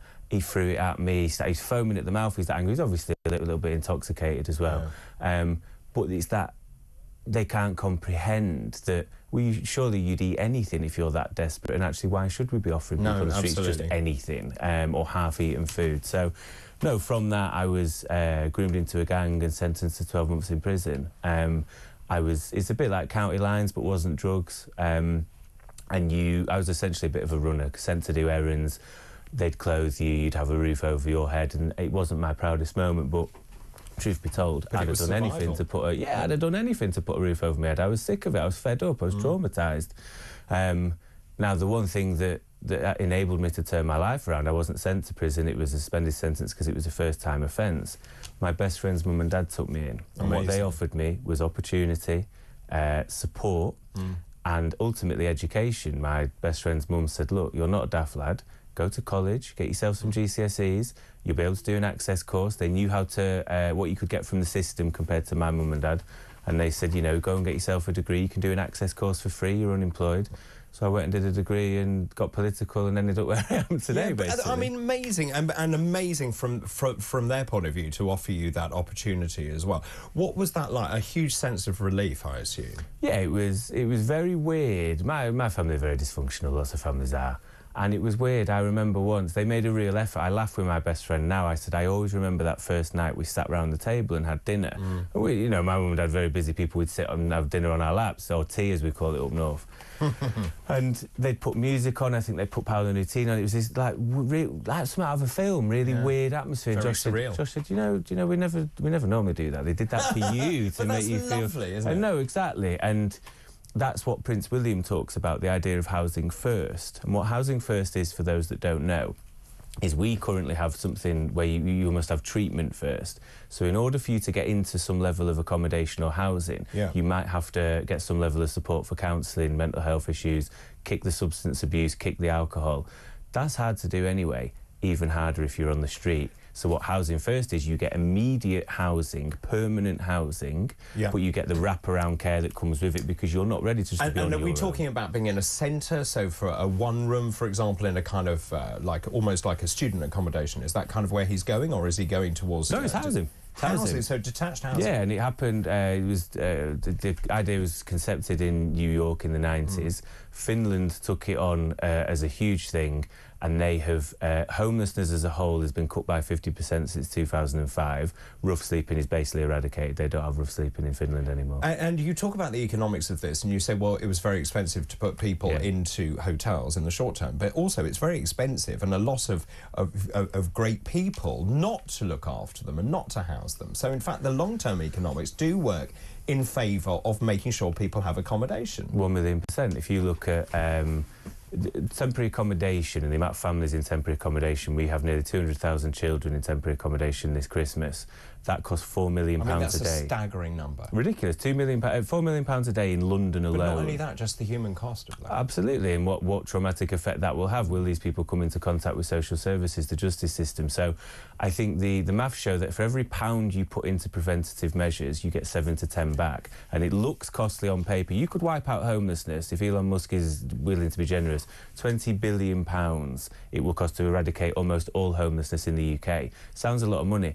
Reoffending costs the Home Office £20 billion, and the amount of pipeline between prison and homelessness is there. It's a lot more healthier to be in a house. So you talked about the need for housing. Of course, the government, successive governments, actually, of all colours, have failed spectacularly to build those houses. 1.5 million over 5 years, 300,000 a year. What is needed here? Is it a cross-party commitment to do this, to end homelessness, so it is depoliticised? Yeah, that's almost what Finland did, and I think we need to see that from all parties. I think there also needs to be cross-governmental involvement. So it's all well and good Angela Rayner in the housing department saying, right, we're going to take this on.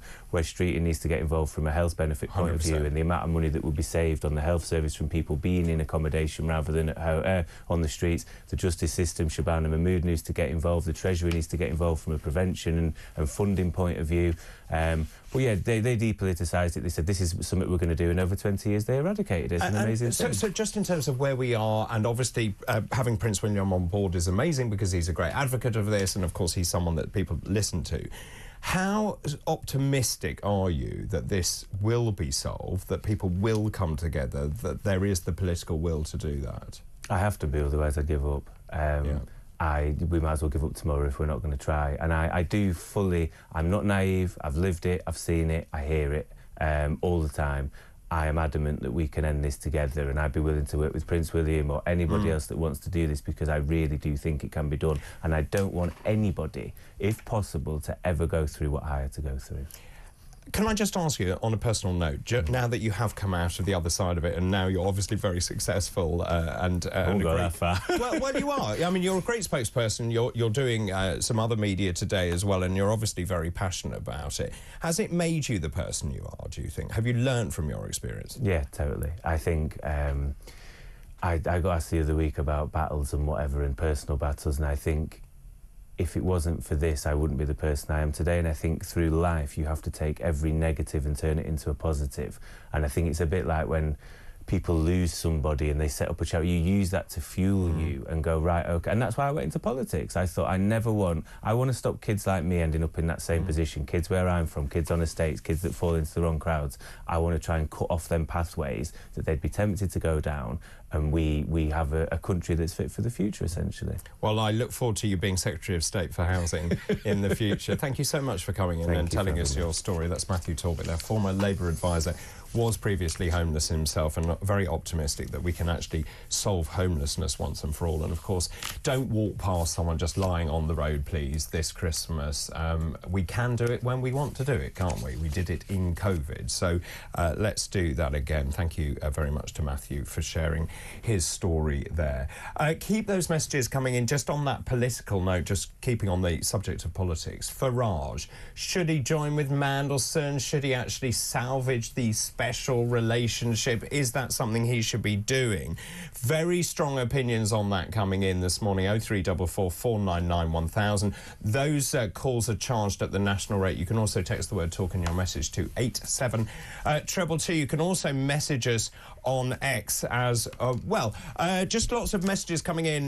This one says scrapping the royals and what they cost us could stop homelessness, turn all the estates into housing for the homeless, and that would be the problem sorted.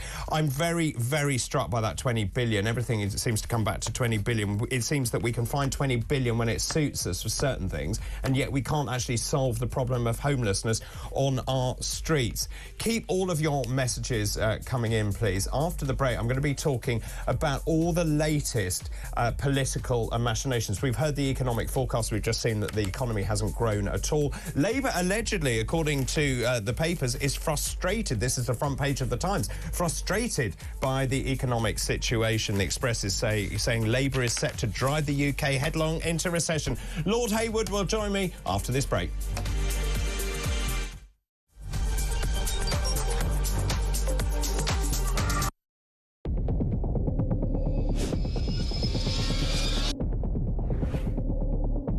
I spoke with His Majesty the King to request the dissolution of Parliament, and we will have a general election on the 4th of July. I have just returned from Buckingham Palace to form the next government of this great nation.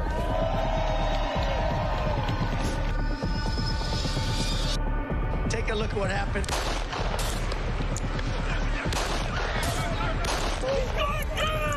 I immediately knew it was very serious, that we were under attack.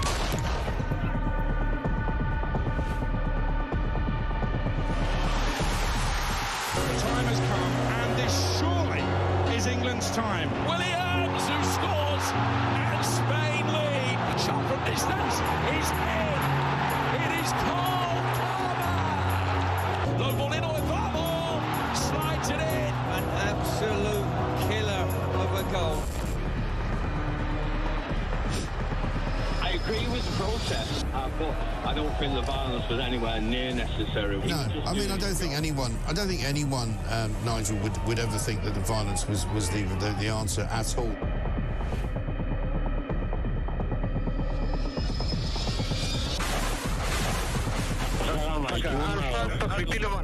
אזרחי ישראל, אנחנו במלחמה.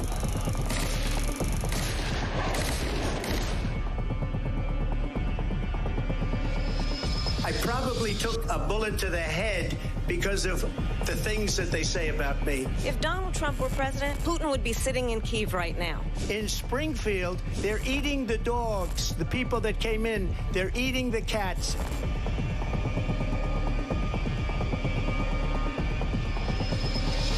Liberal left couldn't understand that this man could be anything other than the great newsreader, a man of integrity. Is it possible in any way, shape or form that Keir Starmer didn't know about these facts about the suspect in Southport? I find it extraordinary that he wouldn't know. It seems that the public has not been told the truth. No, there's nothing like an American election, I have to say. North Dakota has gone red, South Dakota's red, Texas is red. Many people have told me that God spared my life for a reason. Bloomberg UK reporting Ukraine has made the first long-range missile strike inside of Russia. These are the missiles that Biden has approved. Across the UK, on DAB+, on YouTube, on your mobile, and on your side. This is Talk.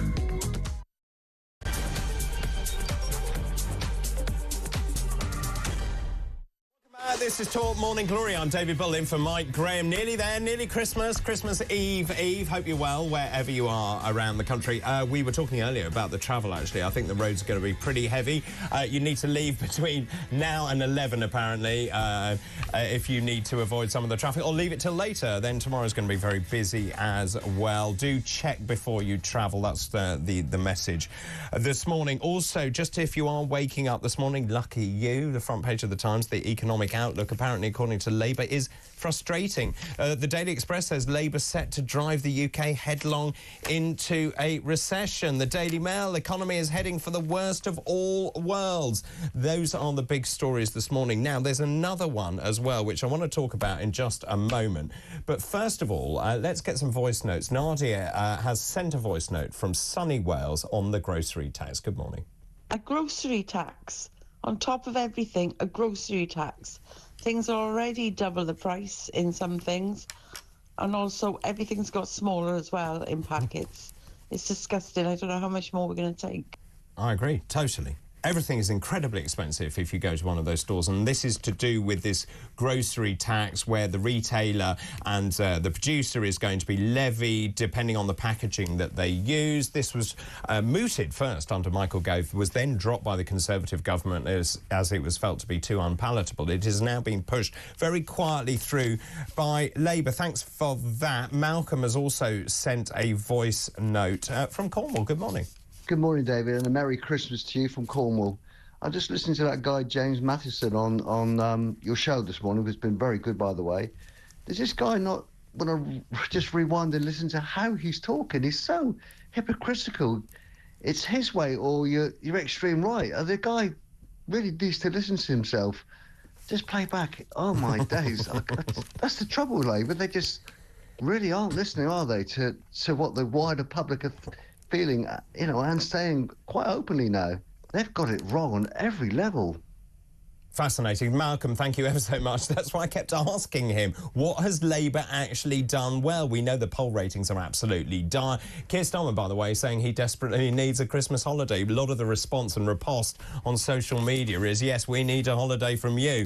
Keep all of those messages coming in. I want to talk now about all the political stories that are in the press. Mandelson set to work with Farage on Trump. This is the story that I was talking about over the weekend as well. It all started, Peter Mandelson Mandelson, the new ambassador to the United States, had said in a podcast that he would look beyond normal party boundaries and that actually he would welcome working with Nigel Farage. Now, we know Farage is certainly, I wouldn't say close to Trump. They know each other. They've spent time together. We saw Nick Candy, Nigel Farage at Mar-a-Lago with Elon Musk. And so Farage has also said, and he's pivoted slightly by saying, look, I will work with the Labour Party in the national interest to rebuild the relationship with the United States. Now, we know that in the past, Mandelson has not exactly been kind to President-elect Trump by calling him a white supremacist. We've also got Chris Lasivita, who is Trump's campaign chief, calling Lord Mandelson a moron. Bridges need to be built, and that's the question I'm asking this morning. Should Farage actually work with Mandelson to save the special relationship? Well, one person who will have a view on that is Lord Robert Hayward, who's a Conservative peer and pollster. Good morning, Robert. Good morning, David. Always good to talk to you. What do you think here, then? I mean, this story has kind of morphed over the last couple of days. I think Nigel Farage mooted it. It's been amazing publicity for him. You've got Peter Mandelson saying, well, look, in the national interest, I would work with Nigel Farage. The response from our listeners and viewers is, don't touch it. This is a poison chalice. Well, when you try and develop relationships with any other country, you use whatever avenues are available to you, ones that make sense. But the avenues have to be discreet. And the problem that I foresee would be if Peter Mandelson used Nigel Farage. I can't imagine Nigel Farage being discreet and keeping communications confidential. That's the big hurdle that one's talking about. So there is a risk. I'm being personal now. In 1990, Saddam Hussein invaded Kuwait. I headed up a charity for hostages. I negotiated with the Iraqi ambassador in London, had a series of meetings. Nobody knew, the Foreign Office knew, and that was it. And the net result was that we got the hostages out. If you negotiate discreetly, you can be successful, but you have to use the word discretion, and I'm afraid there is a problem there. I mean, it's really interesting. Just from your point of view, how does Labour rebuild the relationship with the United States? There is no doubt it is fractious. You've got Chris Lasivita, as I said, they're calling Mandelson a moron. I think Donald Trump. I mean, it's interesting. I haven't met Trump, but from what I understand, he says what he thinks, but actually he's pretty pragmatic, and he will turn over a new page, and he will then look at a relationship differently. The difference between him coming into office this time and previously was that he accepted guidance from people in terms of what we would understand as the cabinet around him. This time, he is actually making very much more personal choices. So it is going to be more difficult to establish relationships not only with Donald Trump, but with the great offices of state in the United States. So you're going to have to use every avenue, but that is not only true for Britain, it's true for the EU, and we've seen the latest comments in relation to Canada, to Mexico, to Panama. So everybody is going to be looking at ways of dealing with this new and very different Trump administration. Can we turn our attention now to Yvette Cooper? She was trying to spread some festive cheer. She was out and about in West Yorkshire handing out mince pies, and then she was confronted by a lady who, in my book, needs a medal or to be put in the House of Commons. Let's have a look at what happened. I'm just shocked seeing you in Nottingham and give mince pies out to people. For what reason? We do it every Christmas. Well, would you like one? No. All right. No, I hope you're not going to win next time. I hope you're out next time. I really do. Everybody's got different views, haven't they? But it is Christmas time. It is Christmas. It is. You've betrayed everything that everybody voted for you for, in everything. Well, smashing gangs, loads of rubbish, you know it, and you're going to house a load of them around here. We know you are. We know your plans. Well, actually, do you know we're already... Yeah, we are already cutting the asylum hotels. What about when you got that photo done and all that with Waspy women? Yeah, we are already... You changed your mind with that. We are already cutting the asylum hotels.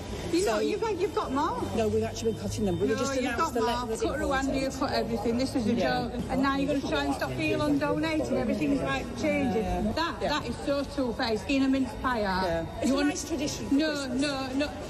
Give them a blanket because they're freezing to death. Have a lovely Christmas. I hope you don't. Would you like a mince pie? No. What do you make of that? It's a nightmare in this day and age being a politician because things can be recorded on a phone camera and that is your worst nightmare because once it's been filmed, it goes viral. You're using that particular clip now. Politicians have to accept it. It's part of day-to-day life nowadays. And I feel... the message was absolutely clear to Yvette Cooper, particularly, and this is a message in terms of general polling, that lady sounded as if she was much more angry than she would have been 6 months ago. And that is what's showing up in the opinion polls, that's showing up in the front of the newspapers, which you were quoting just now. There is a really clear shift in public opinion, which that lady was reflecting in her conversation with Yvette Cooper. I mean, you mentioned the polling here. Keir Starmer's party is now on 26.6%. Now, to remind ourselves, they were at 44%. They won one of the largest ever majorities 5 years ago. They're sort of down. I mean, the whole thing has been an amazing reversal. They're down to a sort of Corbynite polling, aren't they? Oh, they're in a very bad position. Each Thursday, there are local government by-elections, which, sadly, I track in enormous detail, as you know. And the Labour Party are doing worse and worse. It's spinning almost out of control as we come towards Christmas. There were 3 by-elections last Thursday in different parts of the country, and Labour's vote absolutely collapsed. And it seems to be getting worse. And there's no doubt that Keir Starmer feels he needs a holiday because at the moment the mood in the media, in the population at large, is that Labour are not in control of events. So just in terms of the polling, generally what is going on, Kemi Badenoch, your lot, the Conservative Party, how are they doing? Well, according to the opinion poll, she's not doing that well. But if you, she's depending on where you are, slightly above or slightly below the Labour Party. But you've got to remember the opinion polls were forecasting Labour at well over 40% in the general election. They got less than 34%, and most of the polling companies have not revised their approach to polling. Some have. And therefore, it's better to look at the council by-elections. And in the council by-elections since July, the Tories have taken a huge number of seats off the Labour Party. Reform have taken some, but the Conservatives are taking about 3 times as many seats as the Reform Party off the Labour Party on week-by-week council by-elections. And that's an indication of the Tories are not bouncing, it's Labour are deteriorating. People are just not turning out to vote, and that worries me in long-term democratic analysis, because if people get turned off politicians in general, then the risk to society is pretty substantial. Just very quickly, if I can, just talk about Reform and the Lib Dems. Where are we with that? Reform seems to be, according to this poll, on to about 21. The Lib Dems nowhere to be seen on 11, is that right?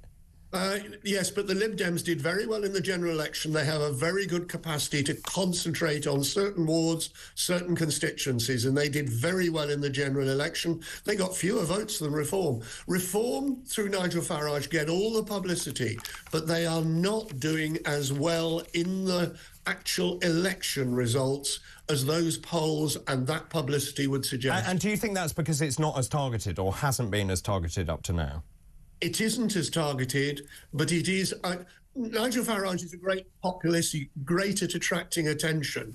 But when it comes to actual attracting votes, there are people who love him, but there's a very large proportion of the population who actually loathe him. He's very much Marmite, I think that is fair to say. Really good to talk to you. Thank you so much. I wish you a very happy Christmas as well. That's Lord Robert Hayward, who's a Conservative peer and pollster. Keep those messages coming in, please, about Farage and working with Mandelson. Is that in the national interest? Mark, good morning to you. Sorry, but if Farage goes hand in hand with the enemy Labour to help in trade with the USA through Trump, then he doesn't get my vote, because the only winner if this happens will be Labour. So on your head be it. That's Mark. Thank you for that. Lots of you commenting on James's interview as well. Dr. David James, well, I can't even repeat what you've written to me here. Farage loves our country. He loves the British people. Starmer and Khan, they hate the country. They hate the British people. Also, this is Barry in Wigan. Great show. Thank you very much.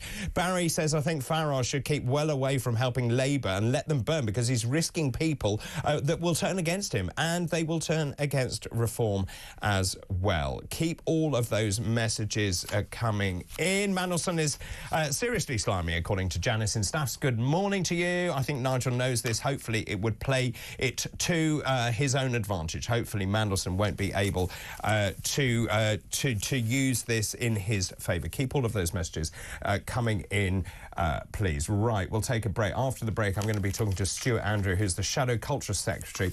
He's a Conservative Member of Parliament for Daventry. Stay where you are. This is Morning Glory. Good morning.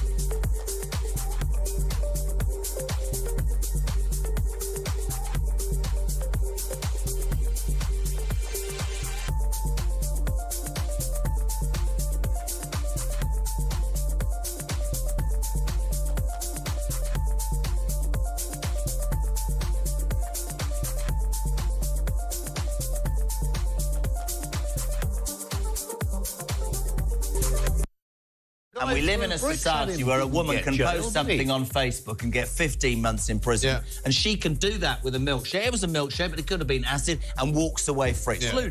What I hated, actually, was her walking out as if she's on a catwalk. Yeah. She's got her big sunglasses on. I mean, she's obviously not taking it seriously. She's all dolled up. And I just think for her to walk into court like that was just... I was just taking the mick, wasn't it? And then her to come out, and she smirked. She didn't care. She knows she got away with it. And all followers. And also, and the judge even made a point of saying that she had shown no remorse whatsoever. Yeah.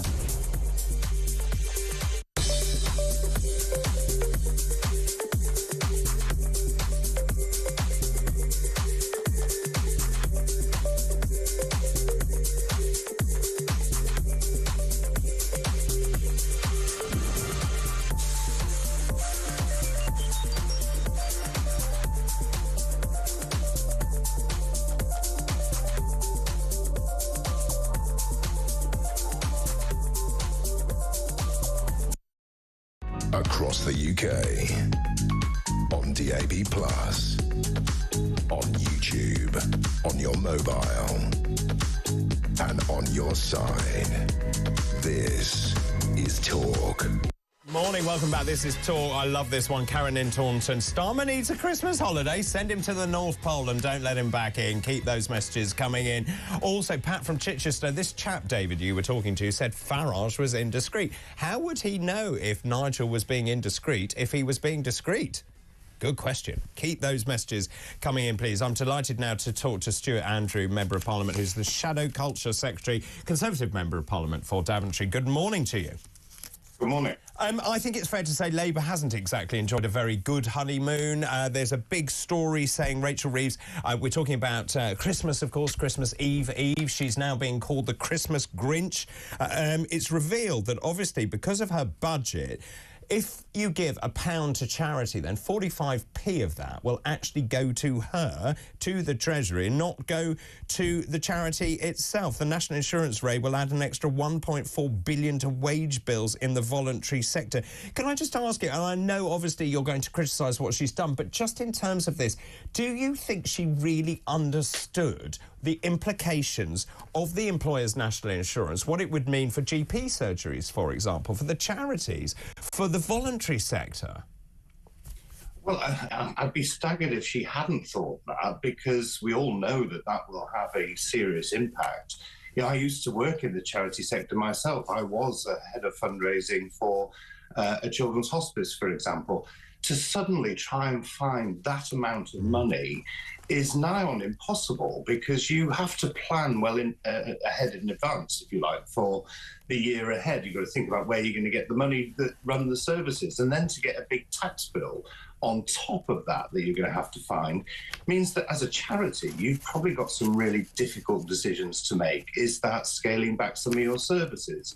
Is that meaning you can't give the team a pay rise? Or does it mean even worse that they have to lay people off? And some of the figures that we're getting from some of the charities is really concerning. Marie Curie suggesting that they're going to have to find another £3 million a year to pay for this bill. And homelessness charities have written to the Chancellor to say that up to £50 to £60 million could be withdrawn from their frontline services. So there's a real impact here. And if they'd not made that assessment, and we did ask them, have they got an impact assessment? And we've had silence from them on that. It's just it's unbelievable, frankly. And, of course, the Conservatives, Lib Dems, Reform MPs tried to push through the amendment to spare the voluntary sector. That was voted down by Labour MPs as well. Why did they vote that down? Are they heartless, or is this because they are following a whip? Look, I really don't know, but we have been trying to highlight the real serious implications of these hikes on charities up and down the country who do amazing work. Now, I welcome the fact that they have announced some extra money for hospices, but the charity sector is much broader than that, and they do provide vital services up and down the country, and I cannot understand how Labour MPs will vote against charities that are working directly in their constituencies.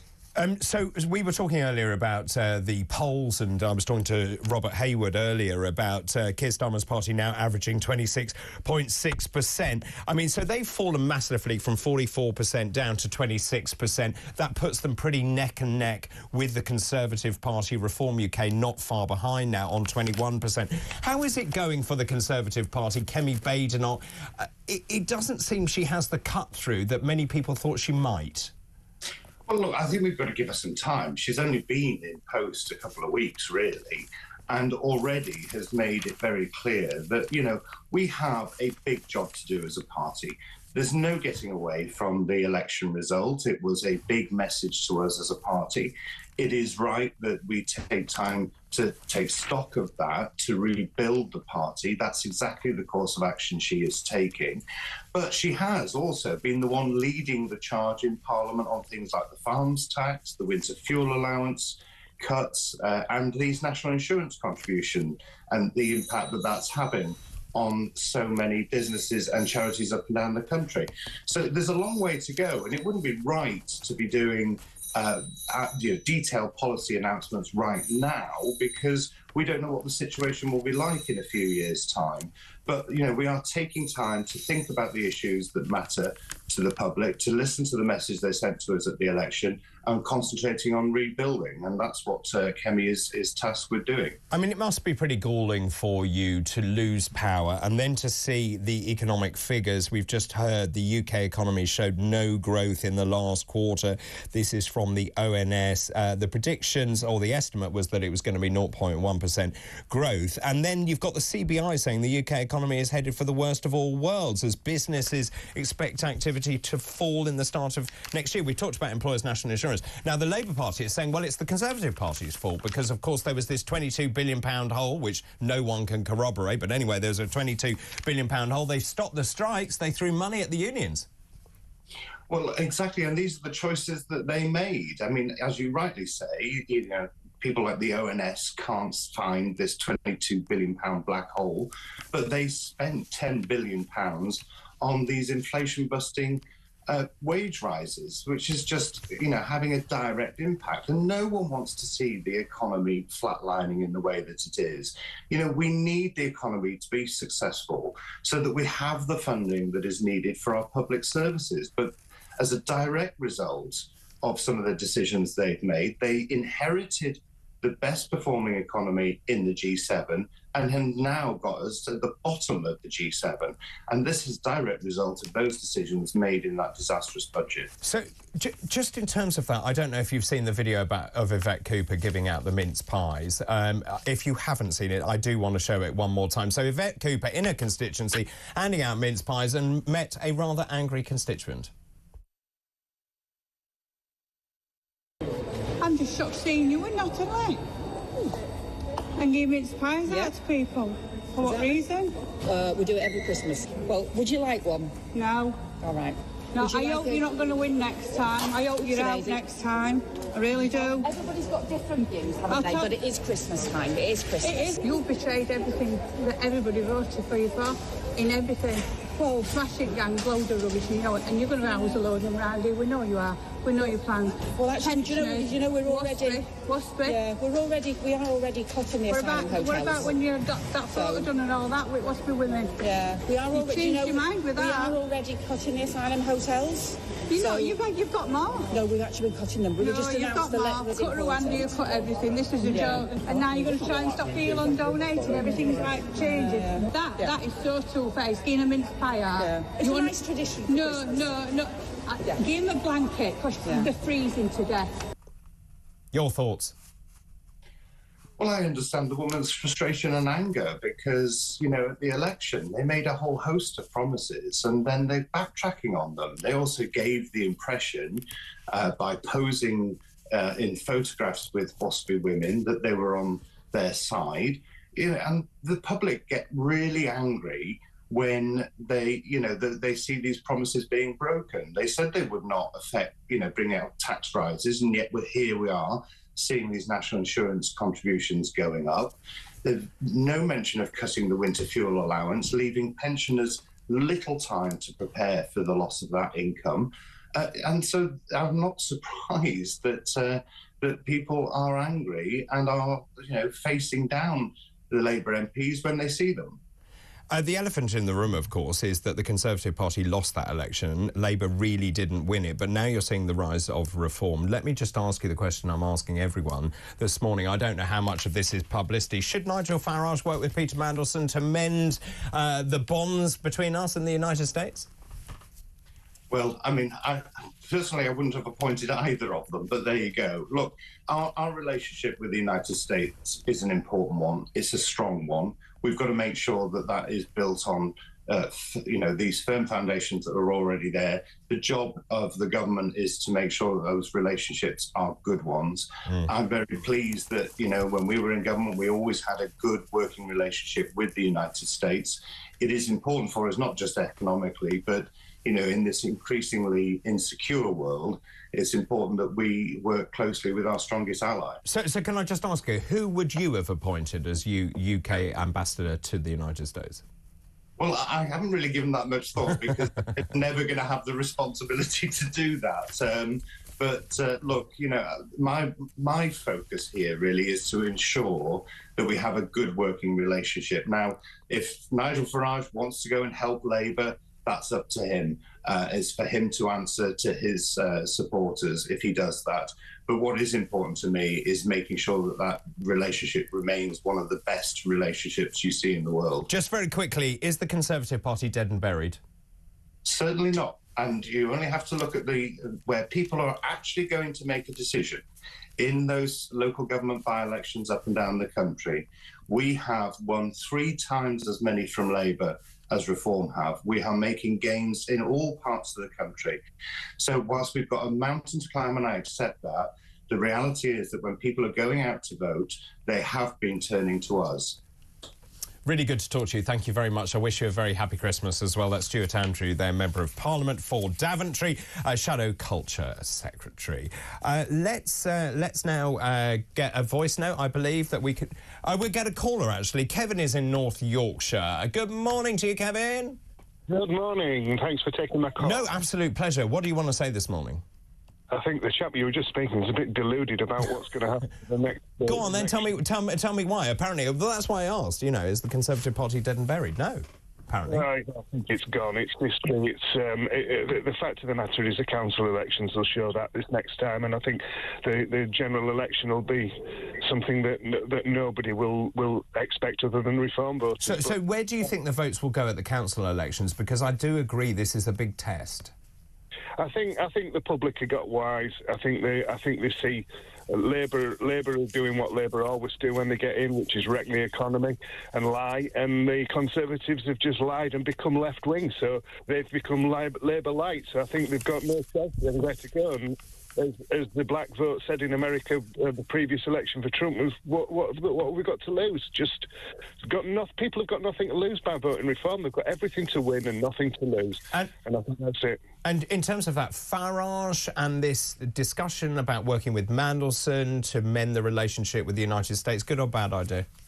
On the basis of what I've just said, I think it's a bad idea, and I'm a staunch Reform voter. I think at the end of the day, he should let them do what they're going to do, let them sink, and the bounce back will be even bigger for Reform. But I think at the end of the day, if he goes out and helps them, the only people that are going to benefit are Labour. They're not going to thank him. They're not going to do anything. They're just going to ride on the back of what he does. I think he should just let them sink. We all know that the country's going to sink even further, and the bounce back will be even bigger. Kevin, really good to talk to you. Happy Christmas to you and your family. Thanks for your call this morning. Kevin in North Yorkshire, they're talking about Nigel Farage. Interestingly, Ian Stevens just talking about Stuart Andrew, that interview. Stuart, you learnt a lesson you didn't need to learn, i.e. losing that election. Becky, good morning to you. Becky Rowe, good morning. How dare the Prime Minister says he needs a holiday? I have had to work Christmas for the last 10 years. As a support worker, I missed all family time. I miss Christmas dinner. I don't open presents with my family. What a joke this man is. Dr. Dave says, Mac, good morning to you. Rachel from accounts has got all of this wrong. No use sacking her or Starmer. We need to get rid of the whole Labour Party and their tone-deaf pundits. Keep all of those messages coming in, please. Should Farage work with Mandelson? Is that a good idea? Is it a bad idea? Will it backfire? Let me know your thoughts. 0344 499 1000. After the break, I'm going to be, again, surprised by talking to Rupert Bell, Talk's royal correspondent, about all the latest news. Now, Prince Harry's old polo pal has said the new Netflix show that Prince Harry has put out is very weird. We'll talk more about that after this break.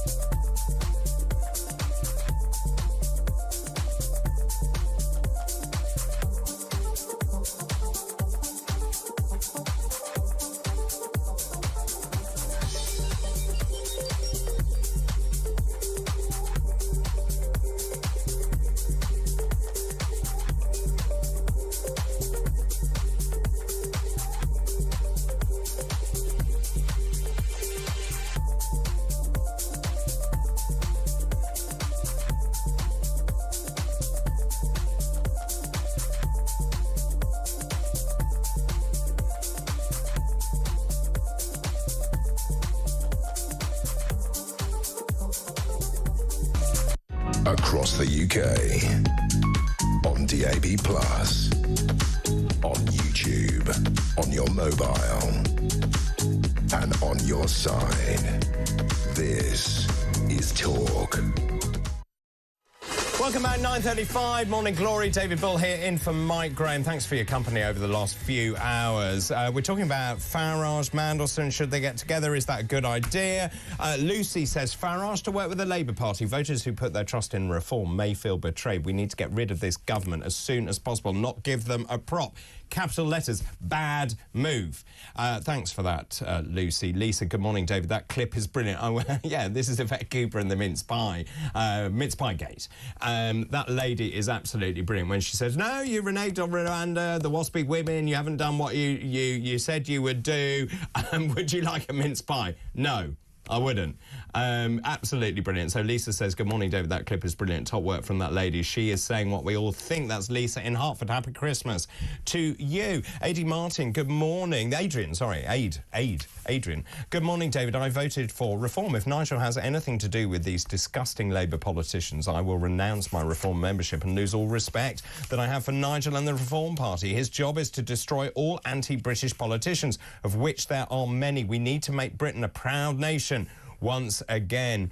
Michael, good morning. Nigel, absolutely, capitals, do not work with Mandelson. Do not trust the Labour Party. All liars. Full stop. And this is quite an interesting one, and I agree totally with this. Peter says, hi again, David. Isn't it odd how the mainstream media are happy to use the words far right wing? We don't hear anything about the far left wing, who can be violent and they can be incredibly disruptive. Thank goodness for talkTV. Keep up the good work, Peter. Thank you for that.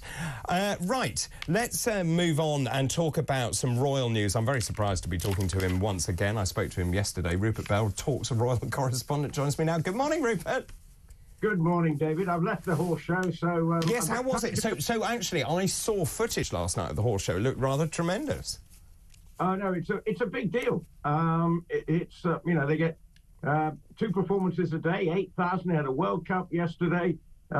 Great competition. No, it's proper horse sport. You've never seen so many horse boxes. I know tractors have been coming to London for various different reasons. But I tell you what, I don't think there was a horse box left in the country if it wasn't Sabrina over the last few days. I've never seen so many, but there we go. And you've had quite a time, of course. You presented Princess Anne with an award. We spoke about that yesterday. Yes, not a bad week. Yeah, really privileged to see her on Wednesday. So now get ready for Christmas. And obviously the Royals will be doing exactly the same, like all of us. Yes, well, I mean, we spoke about that. We spoke about the Christmas cards yesterday. What did the Christmas cards tell us about that? There's still other royal news around. I don't think we touched on this, but Prince Harry's Netflix show about polo hasn't done very well. It's also, I mean, you would expect that his critics would hate it, but even his chums hate it. Tommy Seven, the captain of Polo England, who played with Princes William and Harry, revealed that he thought the show was, quote, very weird. Well, yes, well, I've been doing some sort of digging around because it was an ideal opportunity at the show this week because there have been lots of people who play polo, and within the sort of gossip is that it's almost being laughed at by members of the polo community at the elite level because it just feels like a bit of a polo reality show around some people with a bit of an ego. And it's not really polo at the very highest standard, say, some people, but it's just, you know, and I have to say, when you look at it, you've got a guy who seems to swear the whole way through it, and it's obviously trying to create sort of family tensions. So it's no more than a sort of polo-based reality TV show, and it hasn't gone down particularly well within the polo community because it seems to be a distraction, and these players that are, many of them that are featured are not at the elite level. Of course, there are a couple, and we know it's a tough sport, but at the same time, in terms of the content of it, it's not particularly good.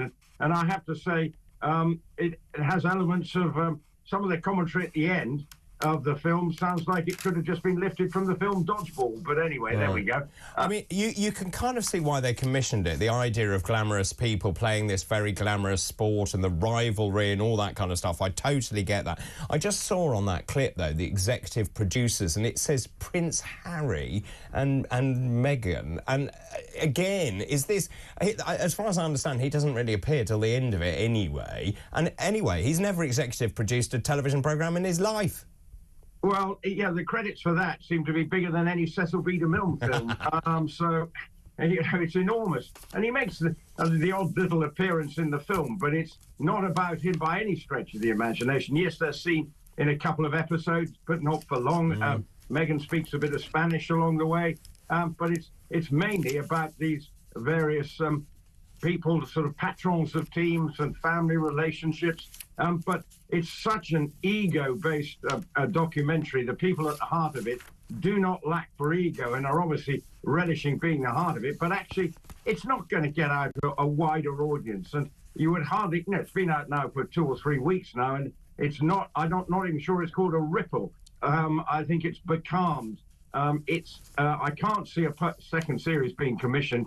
And yet what it will do is put more pressure on the Sussexes to justify the fee they've got from Netflix. Supposedly there's a cooking programme coming out from Meghan, but there's been no indication of when that's going to be launched. And of course, she's trying to launch her American Riviera Orchard brand, sort of maybe around that cooking show, but she's got trademark issues with that. I mean, it's just quite interesting. There was a lot of chatter this morning about Harry never being able to come back to the UK because he's now a laughing stock even amongst his own peers, which I find quite fascinating. There's also another big piece of news that I saw in on one of the broadsheets, front page broadsheet. This is big news. Cadbury has lost its royal warrant. Yes, over 170 years. I think 1854, Queen Victoria gave Cadbury's, the chocolate-making firm based in Birmingham, its first royal warrant, and they've had it ever since until recently. Now, obviously the Queen gave it, and obviously all her royal warrants were under review. And Cadbury's have come in for a bit of criticism as their parent company has still, by all accounts, been continuing to do business somehow with Vladimir Putin's, with Russia, which has gone down with not very well with some people, and King was even drawn attention to this fact. So that might be one of the reasons. But also another reason is that the current group of members of the royal family are not so enamoured with the chocolate. Tastes move on. Well, not only that, Rupert, they've changed the recipe. Well, they have done, and possibly she liked the Bourneville, the dark chocolate. Yes, the late Queen loved a Bourneville. Yeah, and maybe the rest of the family are not quite so keen. But I know that Cadbury's have tweaked their recipes in some cases. I'm not a Cadbury's fan, so but it doesn't. I'm not in a position to decree or not. Well, my understanding is that the sugar content has gone up, and I think the cocoa's gone down. But I know it tastes slightly different. Weirdly, when I lived in the States, the Cadbury stuff in the States tasted completely different to the Cadbury stuff here. Well, you find that in all over the place, different tastes. You know, it doesn't sometimes. Some of the fizzy drinks taste a little bit different to adapt to the taste of that particular nation. But I mean, amongst the other things, there's all the hoo-ha about the links with various Chinese people we're seeing in the papers this morning. No, you know, they're even turning the spotlight slightly on Zara Tindall with her relationships with a Chinese businessman, although no links and linking him to the Chinese spy and other things. But so the royal family have got some sort of other issues to sort of try and navigate through this Christmas period, most notably, of course, Prince Andrew trying to extract himself from his links with Chinese businessmen. Also, just going back to the royal warrants, you'll be pleased to know that Frosty's made it. Kellogg's cereal made it onto the royal warrant list, and also Moet Champagne made it. Yeah, well, that's great. Yeah, well said, Rupert, well said. That is great. Listen, I'm going to wish you a happy Christmas again. Not that I hope I won't talk to you again, but I wish you a very... I thought you were finishing anyway. I thought it was... Is it not today you're going on holiday? No. I'm going on holiday in the new year on the 3rd of January. I'm off having some fun, but I'm home for Christmas. Bit of racing, actually, Boxing Day racing, to do a bit of work on Boxing Day. So back to the horses on whatever day of the week Boxing Day is. Fantastic. Listen, have a great Christmas. I look forward to talking to you in the new year. That's Rupert Bell there, Talk's Royal correspondent. Keep all your messages coming in. Let's just do this one. Steve Brown, David, I'm a fully paid up member of Reform and active member of my local branch from its inception. I canvassed in the run-up to the election. I'll be actively canvassing in all future local and national elections. I'm attending the upcoming conference in Leicester. Nigel is speaking. I hope to get to meet him, and if I do, I will express my deep concern and displeasure at his possible assistance to this vile Marxist government in bridge building with Trump. Let them sink. They're doing an excellent job of self-destruction. Just let them implode. Do not help them in any way. Best regards to all at Talk, and have a great Christmas. Thank you very much, and also the same to you. Time for a break. After the break, we'll take some calls, your thoughts, your messages, all of that still to come in the final part of Morning Glory this morning. Good morning.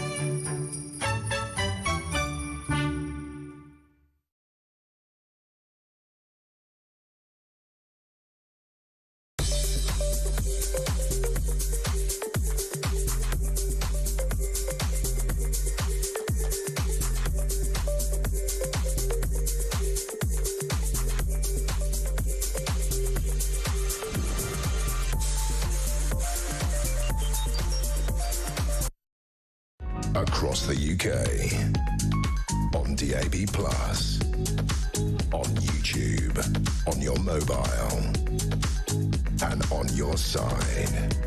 This is Talk. Welcome back. This is Talk, the last part of Morning Glory, 9:49, Monday, December the 23rd. I'm David Bull. Thanks for your company this morning. In for Mike Graham.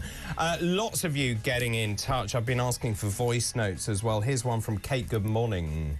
Morning, David. Good show. Kate from Leeds. I think Farage should stay well clear of Mandelson. I really do.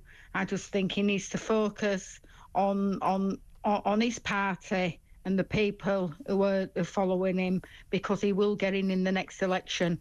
I just think he needs to keep well clear. They're dangerous, a lot of them. Thank you. Bye.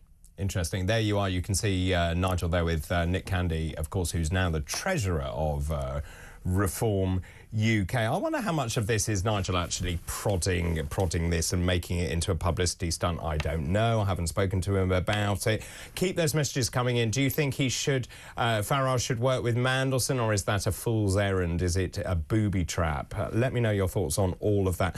Now, earlier on, I was talking about Keir Starmer and his popularity, and it's dropped to an historic low. It's now at about 6%. It was up at 44%. That is pretty unprecedented. We were saying it's actually lower than when Corbyn was in, so he's had a disastrous time. He now says, by the way, that he's exhausted and he's got to have a Christmas holiday. Many of you are saying you're exhausted of him and you need a holiday from the government. Well, earlier on I was talking to James Matthewson, who's a former Labour Party spokesman, and I was asking about Labour's fortunes and how it's going so far. What do you think Labour has actually done well?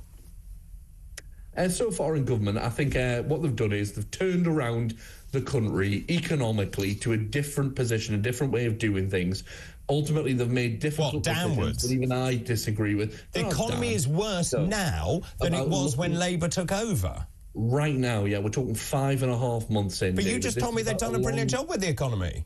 About a long-term... Hang on a minute, you just said what Labour did well was the economy. The economy is going down. I've said what they've done is they've shifted the economic focus and the way that they do economics so that in the long run there will be growth stimulated by investment rather than withdrawal. Hang on a minute, I just don't understand this. When you've got employers saying they're going to lay people off because they cannot afford employers' national insurance, when you've got charities saying Rachel Reeves is taking more of our cash, we can't afford to employ anyone, when you've got SMEs saying I'm shutting up shop, that isn't progress.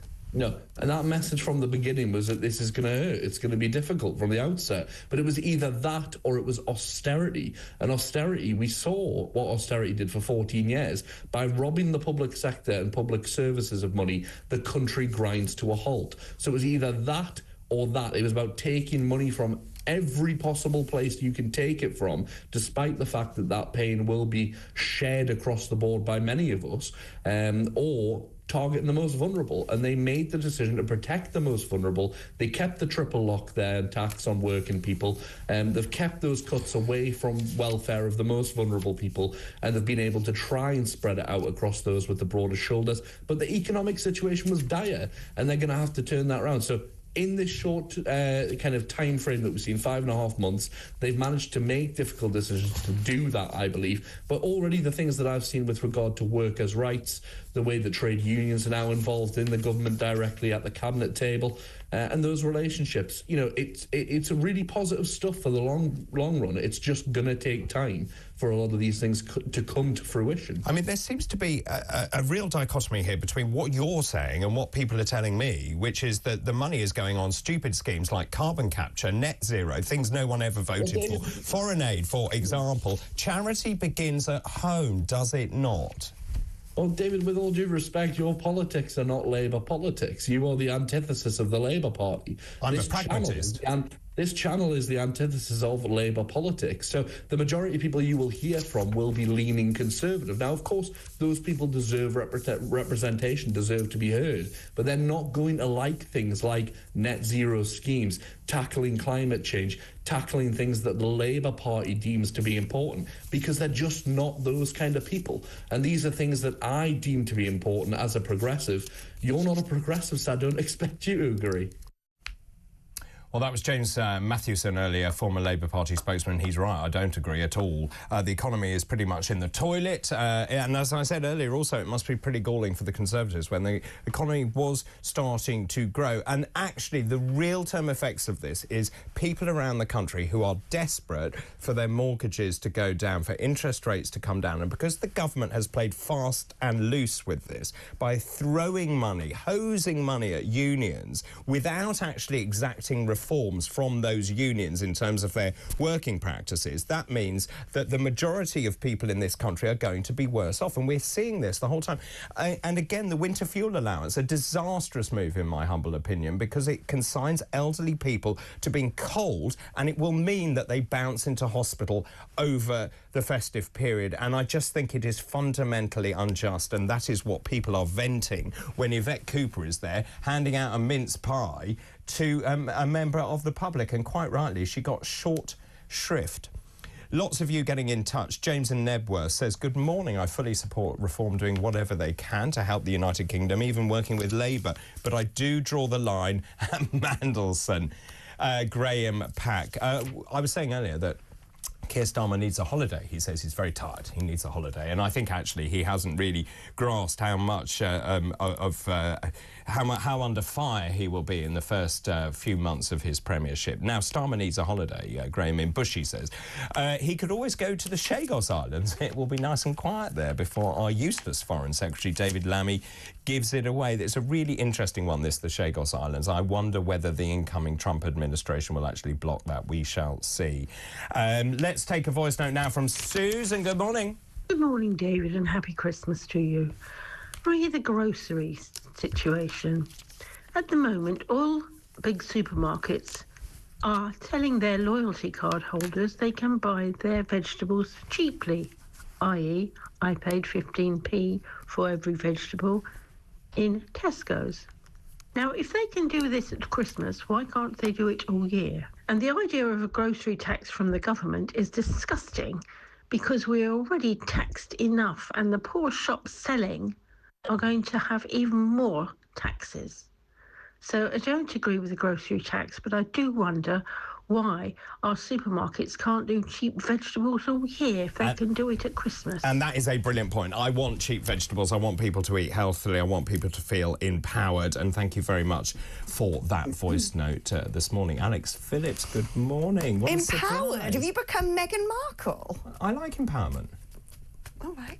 What's wrong with that? I find it problematic. Why? No, because the whole point is you want to give people tools so that they can actually make their own decisions. I know, yeah, no, I like it. You've attacked me already this morning. I love you, David, but I thought you were a hardliner. I just have that on my list of the dark words of the opposition. No. I like that one. Anyway, how are you? I'm all right, yeah. Good, all right. Ready for Christmas? Yeah, no. Oh, what are you doing?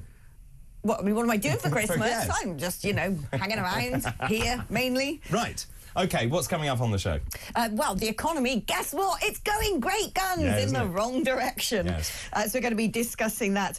Also, I think we still have so many questions about what went on at Magdeburg, at that Christmas market. I would agree. Absolutely. I mentioned this yesterday. Obviously, this man worked as a doctor. He exhibited some erratic behaviour. Also, it seems that he had some paranoid thoughts as well. Yeah. No one's really been talking about that. And, of course, they'll be trying to ascertain more about his mental state as well. But, obviously, terrible human tragedy. And also, how on earth he was able to do that and to drive the car. Yeah. No, exactly. And it's just, it's sad, isn't it, that this is now Christmas markets are a target. I think a Birmingham Christmas market, the main one, has been closed as a result of this. It's just, it's tragic. This is what's happening to our society these days. It is, and actually, apparently, I was hearing earlier that police presence at Christmas markets is de rigueur. It's just unusual in this country because we don't tend to have armed police. Well, you remember, of course, because we were both in Brussels as MEPs, the heavy police presence, because they had huge problems with terrorism there, the heavy police presence with guns and all sorts. Yes, it constantly. was. I remember vividly, actually. It's going to be a tricky time. I mean, it's very interesting listening to Labour pundits saying, oh, no, they